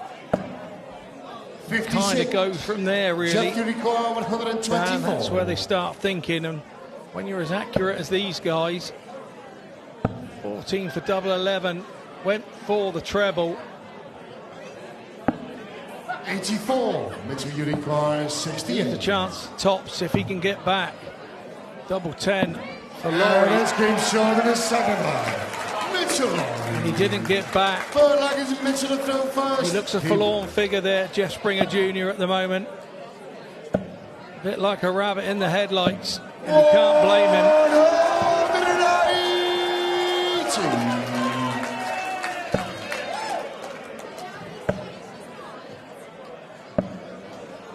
28.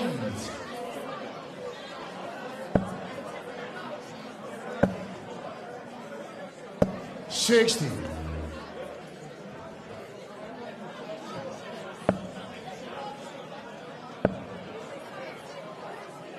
$60.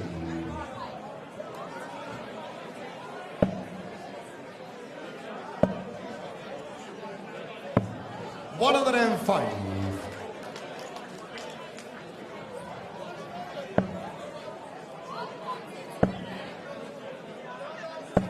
$100. Mitchell Unicorn 156. 156 for Mitchell here.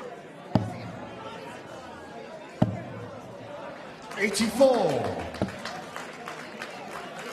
bring her back on 3-1-3 and Mitchell Lawrie 76. Mitchell can close in on this 72. 72.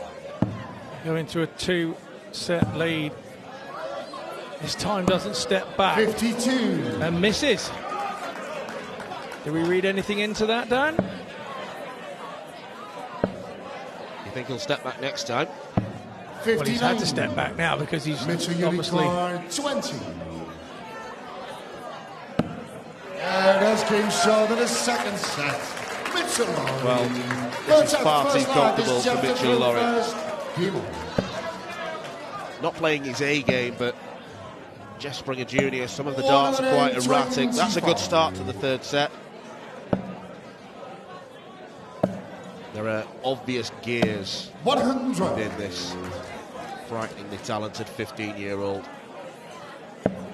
Donning the lime green today. He was all in blue for his first round match against Toyoma Maruyama. Emulating Michael van Gerwen with the colour scheme.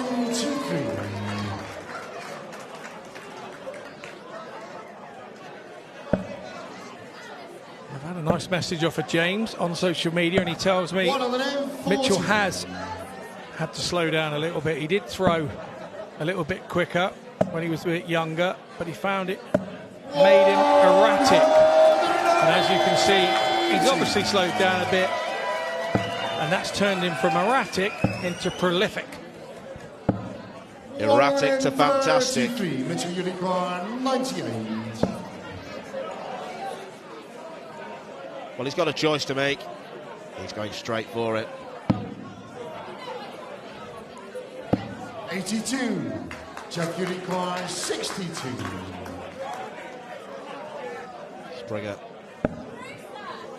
Well, it's double 16. And gets that leg on the board.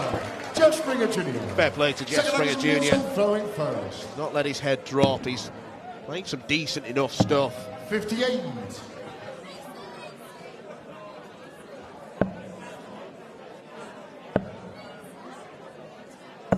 60.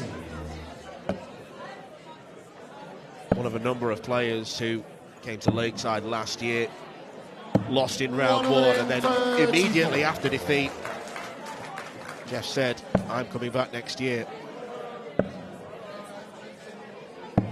59. Yeah, Mitchell starting downstairs here. Looking for two trebles 59. up top. Didn't happen, but kind of went the right way. You've got to be doing the right things in the right moments, haven't you? And 77. Still, for an old timer like me, I feel like you're chucking a dart at a 19 down there, you know. But you have to get it in your mindset that it's the right way to go, and then you start hitting those double trebles after you've hit the single 19. I see it a lot. Mitchell Unicorn 150. And it is the right way from that distance. There's no two ways about it. It's a deflection there. Perhaps those reindeer antlers got caught together on his flight. 41. Maybe a deflection into the 5. Is that what they call locking horns?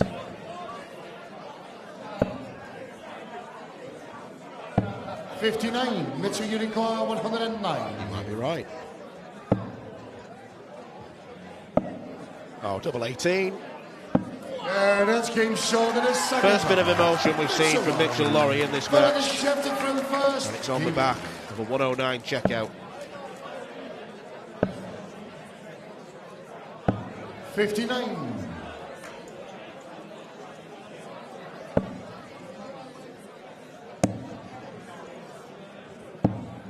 58.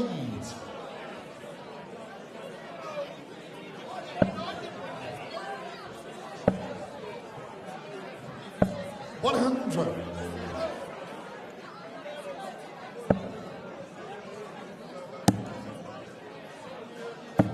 134.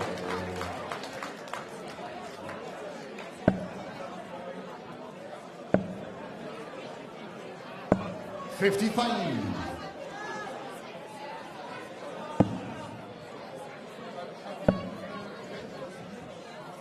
139.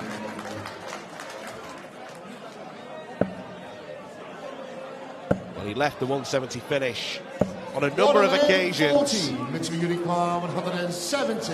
Against Jason Brandon and Adam Shepsey. Can he finish it this time? Bullseye for Mitchell Lawrie. 139. Well, I'd say he's getting closer, but he has been closer than that. 147, too big an ask for Jeff Springer Jr. 97, Mitchell Unicorn, 31. Okay, 3-14 is the choice with 31 left. And it's a good choice as well. Mitchell Lawrie. Four laggers, Mitchell and Phil first. Keep on.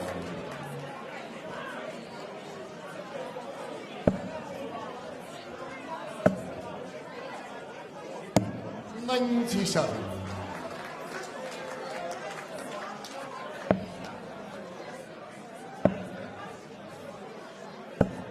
40.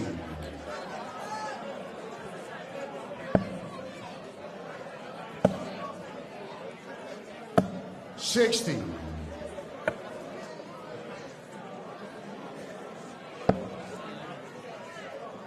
'Lawrie here closing in on a 77. He sets the nil win, and you have to say he's more than good for it. 85.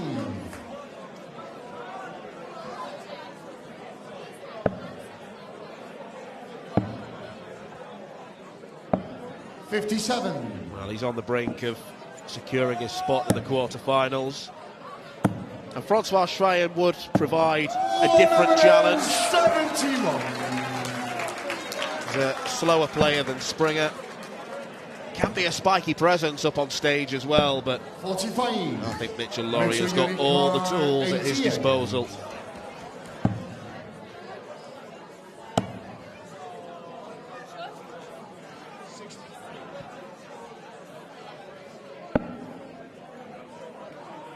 '62, check 64.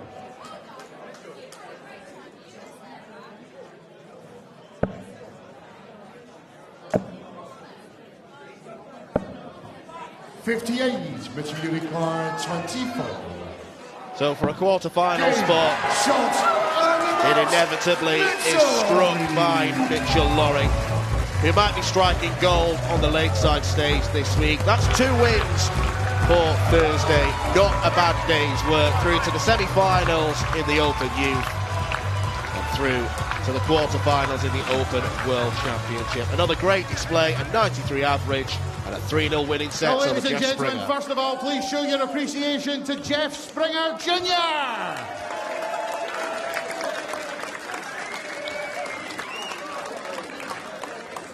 And this young man continues to rewrite the history books. He's into the quarterfinals. Mitchell Lawrie!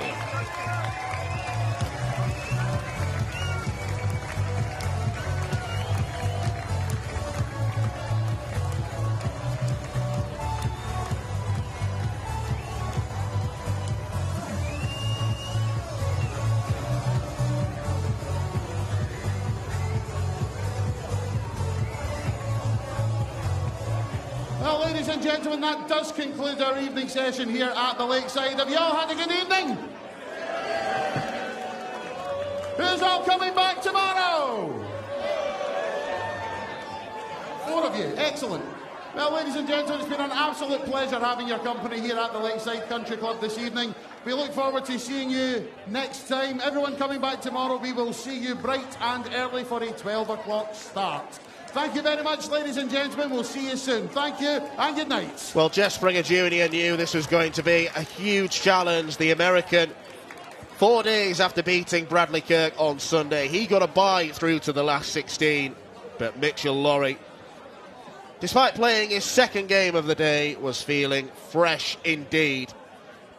And he produced another hugely convincing Lakeside performance, displaying his talents. There was a nice 109 checkout in the middle on double 18, a couple of 180s for show as well. Jeff Springer Jr. didn't leave empty-handed. He managed to win a leg on double 16, but that double 12 sees Mitchell Lawrie through to face Francois Schie in the quarterfinals. The world is his oyster, and he'll be hoping to become the youngest ever world champion by the end of the week. Let's hear his thoughts now. He's talking for the second time today with Shownet.